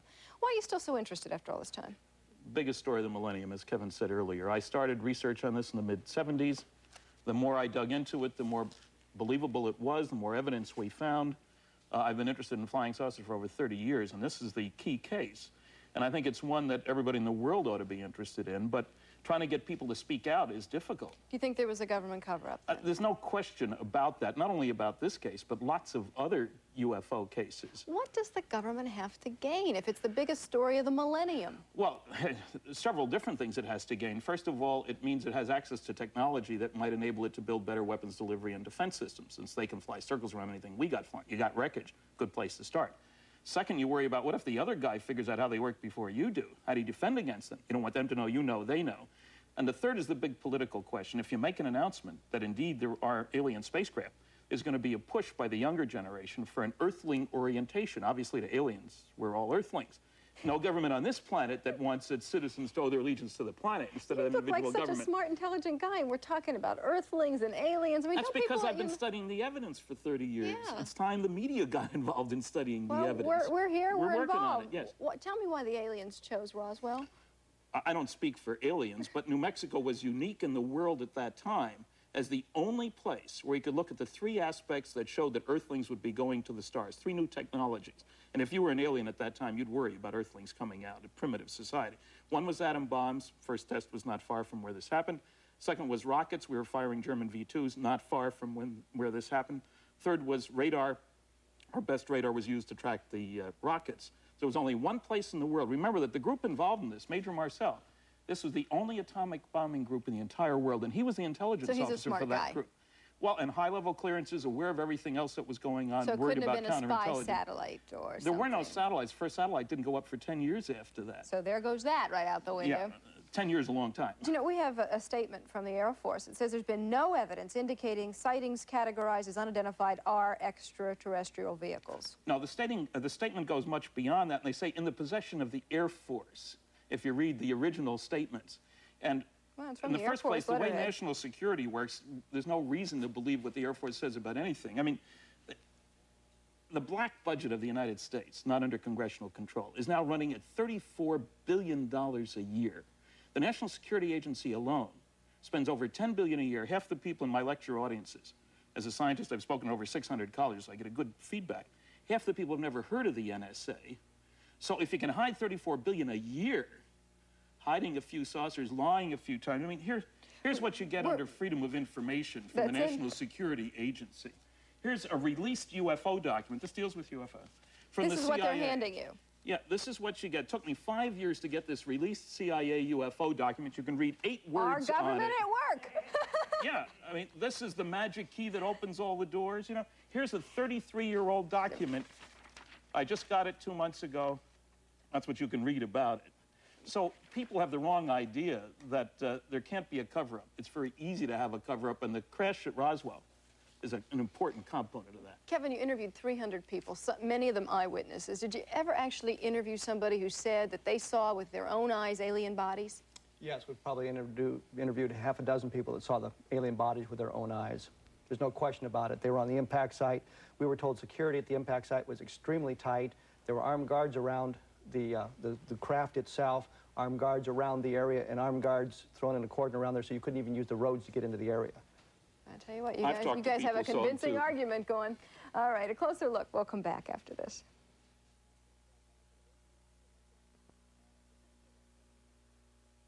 We're back now on a closer look with the mayor of Roswell, William Brainerd. Mayor, how did you first hear about these UFOs? Well, good morning, Faith. My first knowledge of it came in 1965, some 12 years after I got here. We issued invitations to all the past commanders of the base to come for a weekend, and 23 generals showed up. One of them was Butch Blanchard, who was then a 4-star general. And most of the people there in Roswell now believe that this happened? At this time? Yeah. I don't know. There's a certain amount of skepticism around, but I think at this point, given the continuing and increasing evidence, it's becoming harder and harder to refute it. Well, you're having a UFO day there, so somebody's got to buy it. When is UFO day? We are. That'll be on July the 10th when Mr. Randall and Mr. Schmidt will be here, the authors of the book. They'll hold a symposium, go over some of the evidence, and kind of bring the public up to speed with what their book details. All right, Mr. Mayor, thanks a lot for talking with us today. I still have the 2 people with me here in New York, and I want to continue our conversation for the few seconds that we have left to find out if anybody ever threatened people you tried to get at. Yes. Yes. We both have talked to people who've said that they were threatened. In some cases, their families were threatened. The government strength at that time, just after the war, was very powerful. When they told you not to say anything, most people didn't say anything.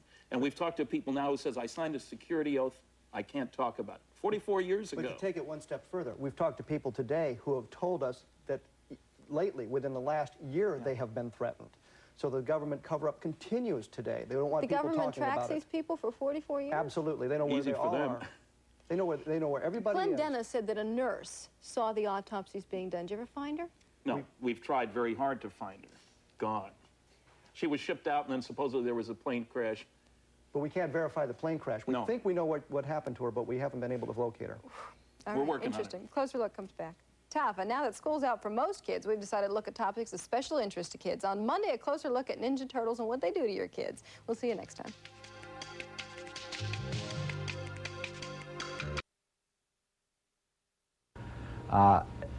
This sort of scenario says that there were crashes, we recovered craft, we recovered alien bodies, and we even recovered a few live bodies.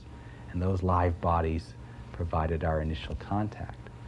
Since then, since 1953, the alien information was all taken out of the government agencies that had it. The CIA doesn't have it, the NSA doesn't have it. All this information was brought into another government agency, which to this day does not exist. That agency One source calls it the satellite government, the separate agency, has been reproducing these craft and has been successful in doing it. We started with their technology in 1953. We are unable to fly their craft, so they teach us how to reproduce these craft. And now we have them, and who knows what we're doing with them. I can't tell you this scenario is true or false, but it comes up again and again from a lot of unverified sources. I know of two sources, both who are telling this story, both of whom can't be entirely verified.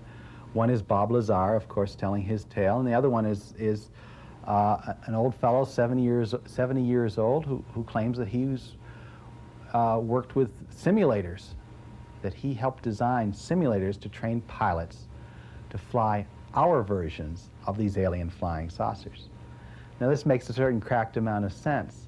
If the government is reproducing saucers, then it has to have this support structure, including the building of flight simulators and all the other things that go into an aircraft development program. His story, like Lazar's, is highly specific.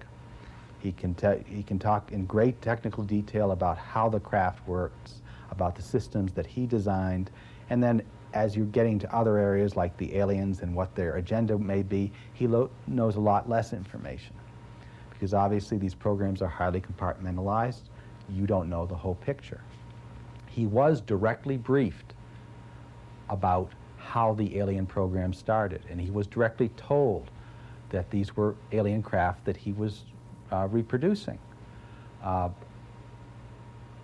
briefings consisted of a description of how the program started, and the program started in 1953 with a crash near Kingman, Arizona. There were 4 live aliens in that crash. In fact, it didn't really seem like a crash at all because the ship was in perfect condition and the aliens were in perfect condition. My source believes it was a setup. What this began was a form of cooperation between a secret government agency and the aliens. The aliens gave us technology. They taught us how to build these craft, and obviously the aliens are getting something else in return. It's not entirely clear what that is, but there are some elements involved, and my source says boron and arsenic are the 2 elements. So this is a nice, coherent story, and I receive it as oral folklore, as oral history, like someone telling me about how the Hoover Dam was built or some old event that I can't participate in directly. Has that sort of legitimacy and that sort of feel to it. But of course, this is a non-existent program, it's highly secret, and I can't verify any of this stuff. Neither can anyone else, but that hasn't stopped scores from trying. And while most UFO investigators use their eyes to help unlock the mysteries of Area 51, there are a few who use their ears. Ralph McCarran and his friends are experts at cracking secret radio frequencies. They call themselves the Freak Masters.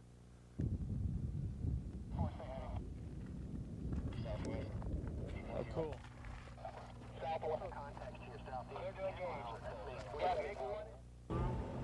In the daytime, they monitor cockpit transmissions from aircraft flying near and around Nellis Air Force Base, which occasionally stages air combat games known as Red Flag. But it's at night that the group turns its antenna towards Area 51 in the attempt to decode radio traffic at the super-secret base. They listen for transmissions between the air tower and flights into the base, as well as the radio traffic from the security detail, which combs the surrounding hills looking for trespassers. Some of their methods they use are ground sensors. When your vehicle passes by on the road, it's sensed and a radio signal is sent to their control room, alerting them that you're already in the area. Again, that's on public land, and actually it's not supposed to be legal, but they use it to their advantage. Gives them early warning when we're in the area. If you're listening, they're security freaks.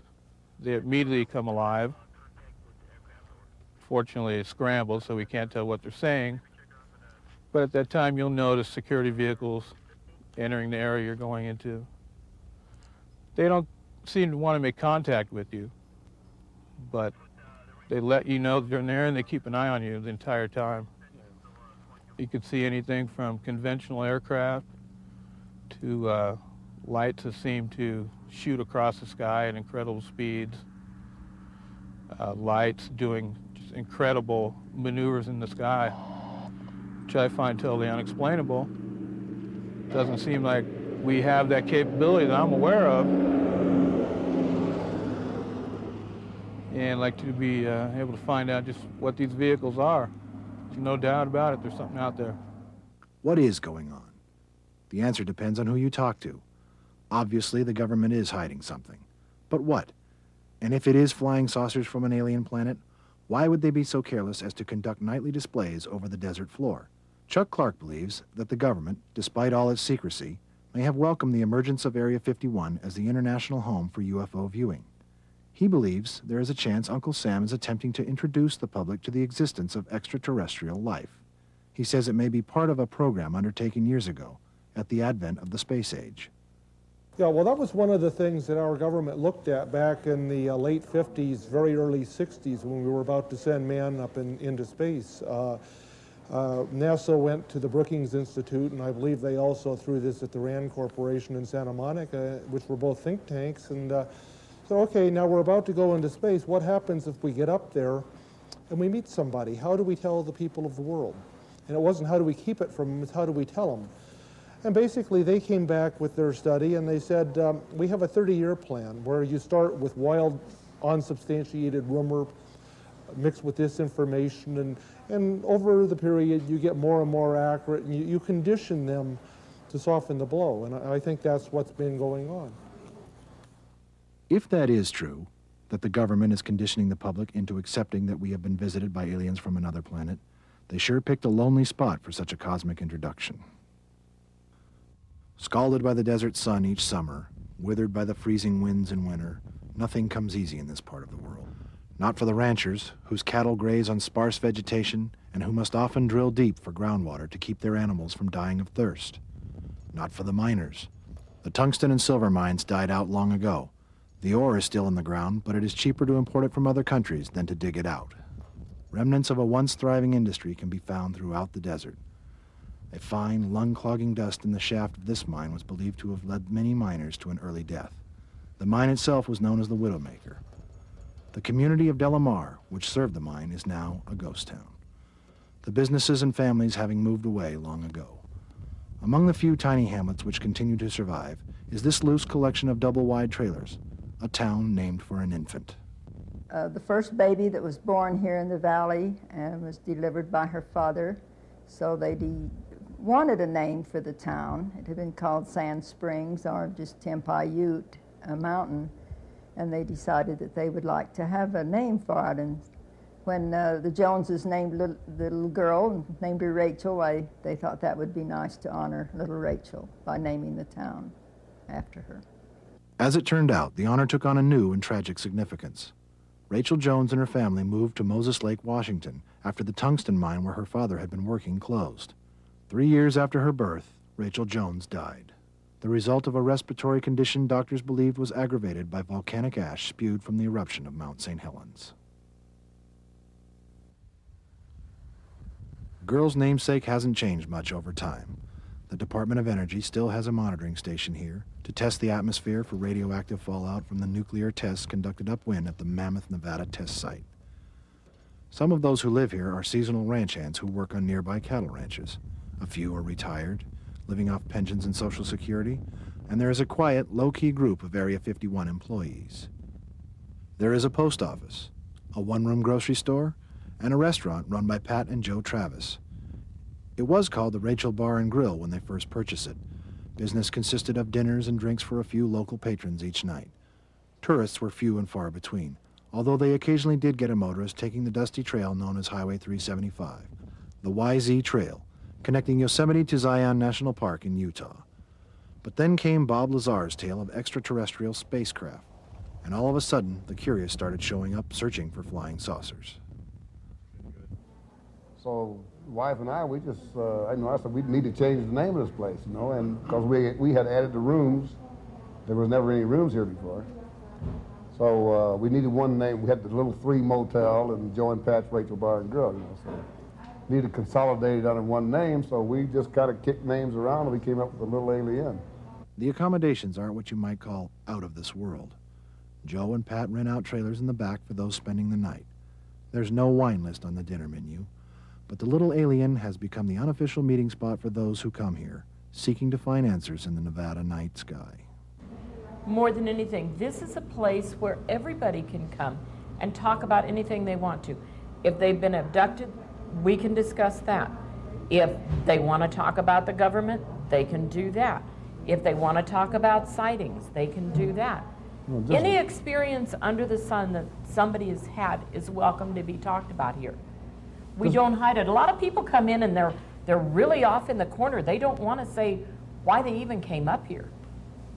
But I say, look, we can talk about this. It's not taboo up here. UFO photographs adorn the wall, including a poster of the base just over the mountains. There's merchandise from T-shirts to postcards. Breakfast, lunch, and dinner are served daily, and regardless of what time it is, there will usually be someone with a sympathetic ear for your story.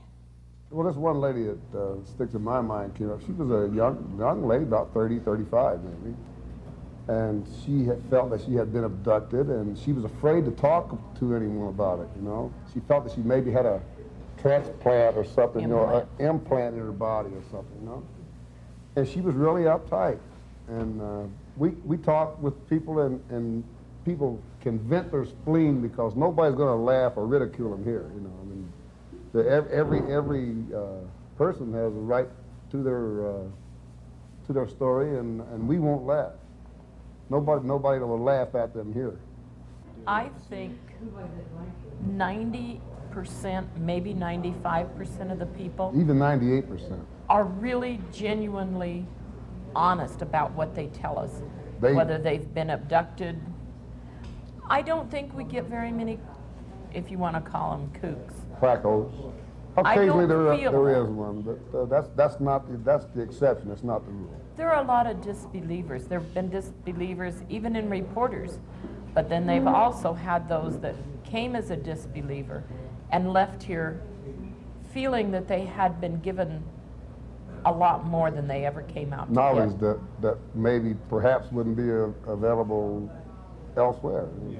I feel a lot of people that are skeptical or they totally disbelieve, they come out to see what they can see, you know, maybe perhaps learn a little bit in the meantime. It's something different to do. Not we just, also get a lot of travelers from other countries that come here. And a lot of them, of course, aren't even aware that our theme, our talk thing is the aliens or UFOs or encounters. But we have learned so much about other countries, yes, and the same sort of thing that's actually happened in their countries.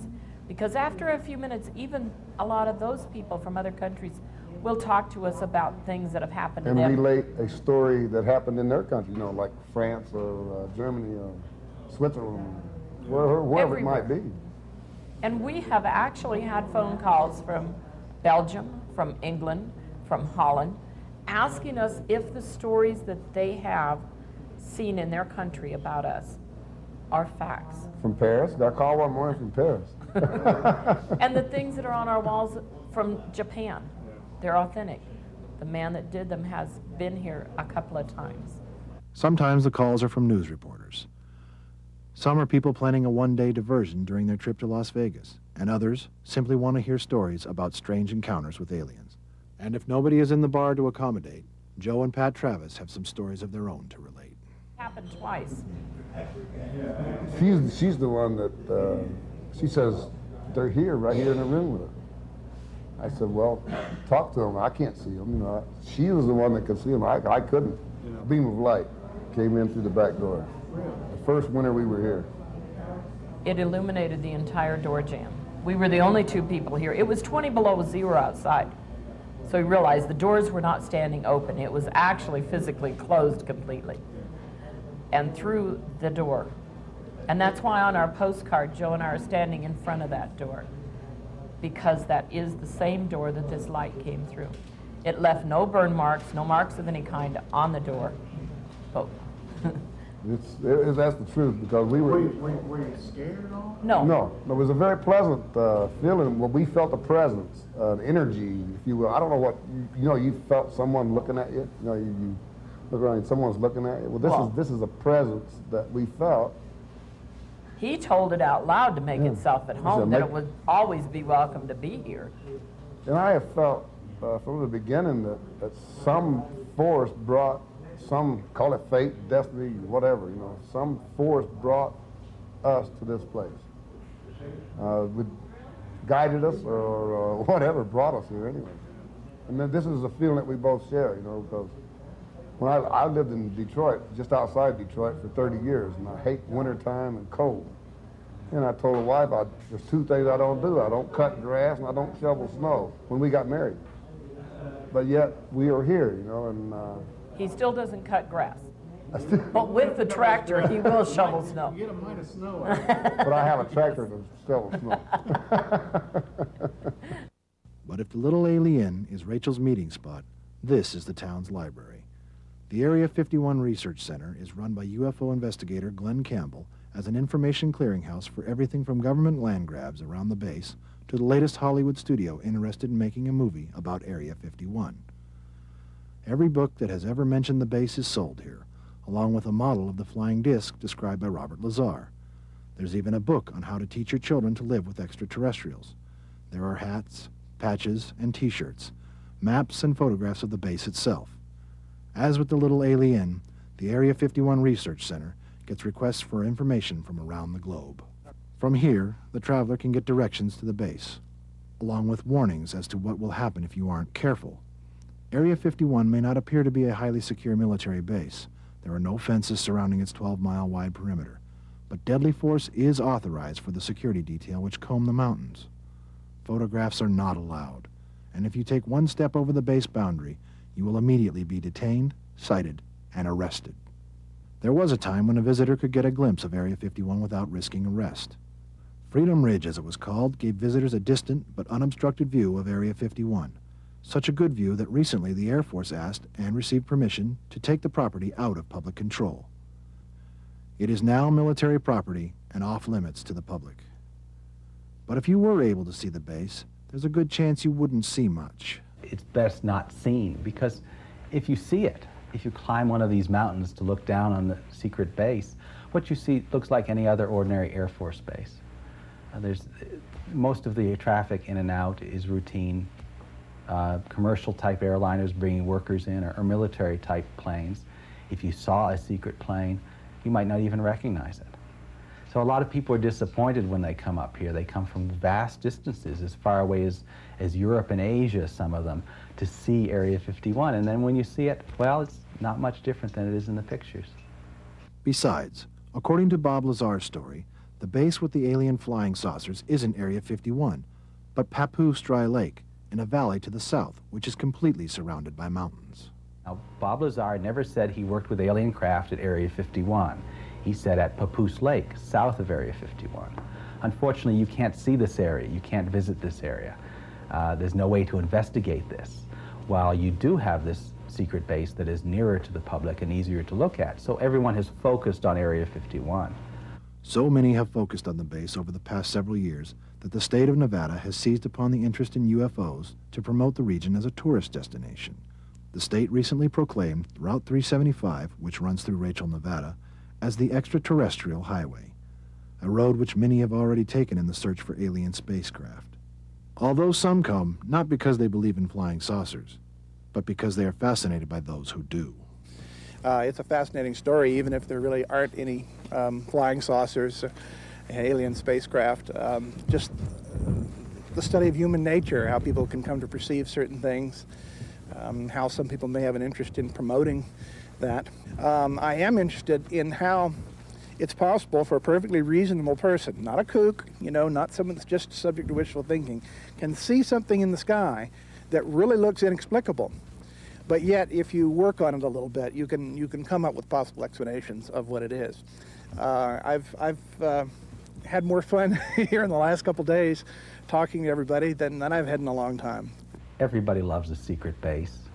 Just tell the public, here, this place doesn't exist, you can't look there, then of course the public wants to know. People love a mystery, and this place embodies a mystery. The military planners could handle things so much better if they gave the base a name and perhaps invited a few journalists to the cafeteria. Then the place would lose its mystique. As it is now, the government doesn't acknowledge the base at all, aside from a few sentences in a press release. So naturally, it attracts attention. People want to know, and people also impress upon this place anything they want it to be. It becomes the center of the New World Order, or the center of whatever conspiracy you're knitting for yourself. And this is a fascinating process, quite apart from what might be in the base itself. If a public relations manager were to design a base that's intended to attract attention, they would design a base like this one that the government simply doesn't talk about. I approach it as an interesting story, a story that I want to collect, but my life goes on as usual without knowing the truth one way or the other. But some do want to know, and don't mind traveling great lengths to find out. They are the people who gather on a warm summer's night at the black mailbox off Highway 375, no doubt hoping that someday there will be a public explanation for those strange lights that dart about the Nevada night sky, above a region that has now become famous around the world as the home of unidentified flying objects, a geological map designation, Area 51.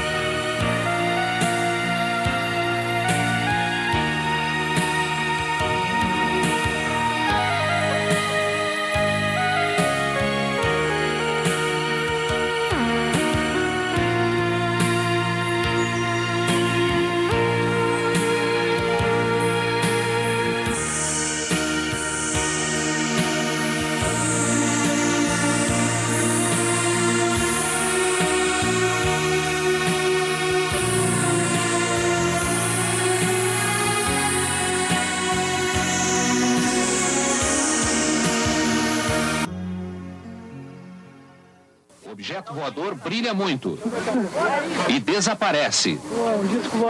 E cada vez que volta, parece que se multiplica. Lá no Paraná, A luz ficou no céu de Casimiro de Abreu por pelo menos 1h30.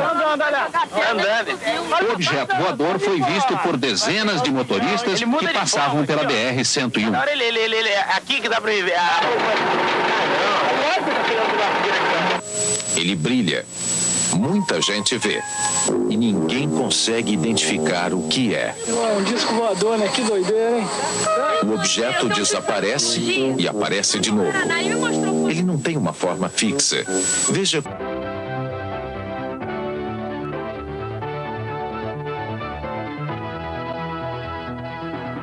Hello and welcome to On the Record.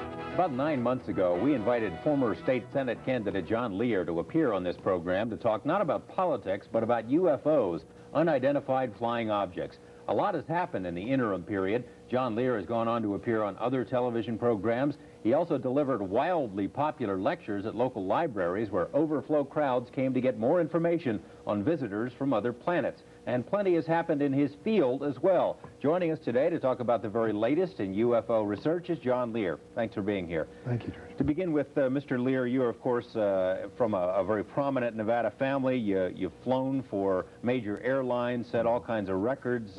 You've even worked for the CIA. How would you convince people to begin with that you're not a crackpot? Well, that'd be kind of tough, but it'd be self-evident by, you know, what I've done and where I am now. For one thing, you know, I am an airline captain for one of the major charter firms, and I'm the only pilot that holds every FAA airman certificate. So starting right there, it has to have a little credibility. The last time you were here, you told a pretty fantastic story. What you've been working on this for, what, 13, 14 months now? Right. All right, and what have you, in all the research that you and the people you're associated with have done, what's your, in a nutshell, what's your conclusion? Well, let me tell you, when I left you last time, I went on a trip, a 4-week trip, Arizona, Colorado, and Mexico, loaded up my truck with video equipment and audio equipment, and I went to talk to people who would not talk to me over the phone, but would brief me face-to-face. And I talked to CIA, DIA, Air Force, Army, and when I got back in last December, I sat down and I kind of wrote the bottom line of what I felt was going on. But what I'd like to do is tell you, the last time I left I said two things that were wrong. One is the Myers case, you know, with the flying saucers that you had on the promo there, and I said it was a fraud. Yeah. I was wrong. I have every reason to believe that it was a true case. Okay. And the other thing is I said that President Reagan did not know what was going on, and he does to a certain extent. But the President of the United States does not have a high enough clearance to know the whole thing. And it's interesting to note that above top secret, there's 38 levels of clearances. Now, that's hard to buy, that the President, if somebody has a higher clearance than the President, he's not allowed to know. Who makes that decision? If you think that's hard to buy, wait till you hear the rest of this stuff. I mean, who makes that decision? No, I'm sorry, we can't let Ronald Reagan know about this stuff. It's an organization called MJ-12. It was established by President Truman by executive order in September 24th, 1947. And when Dwight D. Eisenhower was elected in 1952, he increased even the security requirements because he was military-oriented.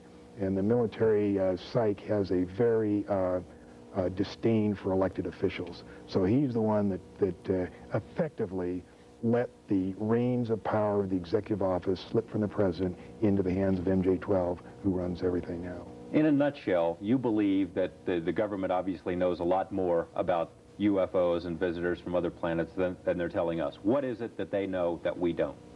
Well, it's a little bit more complex from that. Let me review what we talked about last time. Okay. We've recovered between 15 and 20 extraterrestrial flying saucers. We've tried to fly at least one. We recovered 3 in perfect condition. We have 30, and you say, how do you know this to be true, John, that we've recovered them? Well, because I have a friend at the test site, 3 friends who've seen it, who touched it. You know, it's...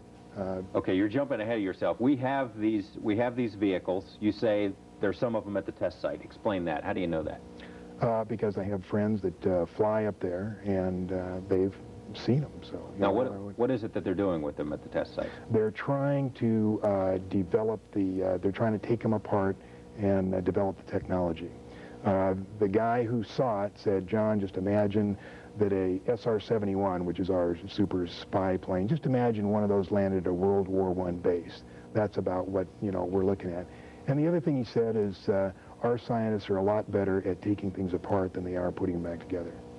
You actually have come across, since the last time I saw you, a document, something called Project Aquarius, that makes a reference to what's going on here in Nevada. You want to refer to that? Yeah, that's right. It's the Aquarius document. It was given to a friend of mine, and there's a project called Snowbird, and it was the to test fly a recovered alien aircraft. Do you have it right there? That document right there? Yeah, I believe so. It's this one right here, and it talks about Project Aquarius, and in the body of the document it says Project Snowbird, originally established in 1972. Its mission was to test fly a recovered alien aircraft. This project is continuing in Nevada. Now, what is this document? Where did you get this? This was given to a friend of mine. There's part of MJ-12 that wants the truth to be known. Basically, MJ-12 is military top-heavy, so most of them don't want the truth to be known. They want to. It's something that they don't want the public to know. There are several reasons why they don't. They're afraid of public panic. It's a typical government ploy of, we know what's best for you, and we think it's best that you don't know this. You also believe that MJ-12 made a deal with what you call EBES, people from other planets. Yes, in the latter part of the 60s, I believe we made a deal, and the deal was that in exchange for super technology, super weapons technology, we would agree to ignore the abductions that were going on and suppress the information on the cattle mutilations. The abductions, why do they take place, and how many of them are there? The abductions take place for three reasons. One is they're monitoring us, biological monitoring. The second reason is for the post-hypnotic suggestion. Something is supposedly going to occur within the next few years, 1 to 4 years, and the people who are abducted are going to be post-hypnotically programmed to go to a certain place and perform a certain function. And the third thing is genetic experiments. And you say, well, what kind of genetic experiments? Well, 2 years ago, in 1976, this magazine came out. It's one of Britain's most respected journals, and it had a very interesting letter in there. And I think we have it on, have it up Well, there. we have a picture that refers to that letter from the magazine. Okay, well, this doctor did a... now, it's a little picture of what looks like cells. A computer chip, yeah. I think it's going to come up here in just a second. That's it. A doctor was doing an amniocentesis, and this is where they take a lady who's pregnant and take the fetal fluid and examine it for to see if there's any diseases. So he took it out and he noticed a little speck. So he kept enlarging it, enlarging it, enlarging under an electron microscope, and when he got it large enough to see what it was, he found a little computer chip attached to the chromosome. And so these doctors wrote a letter to anybody in the science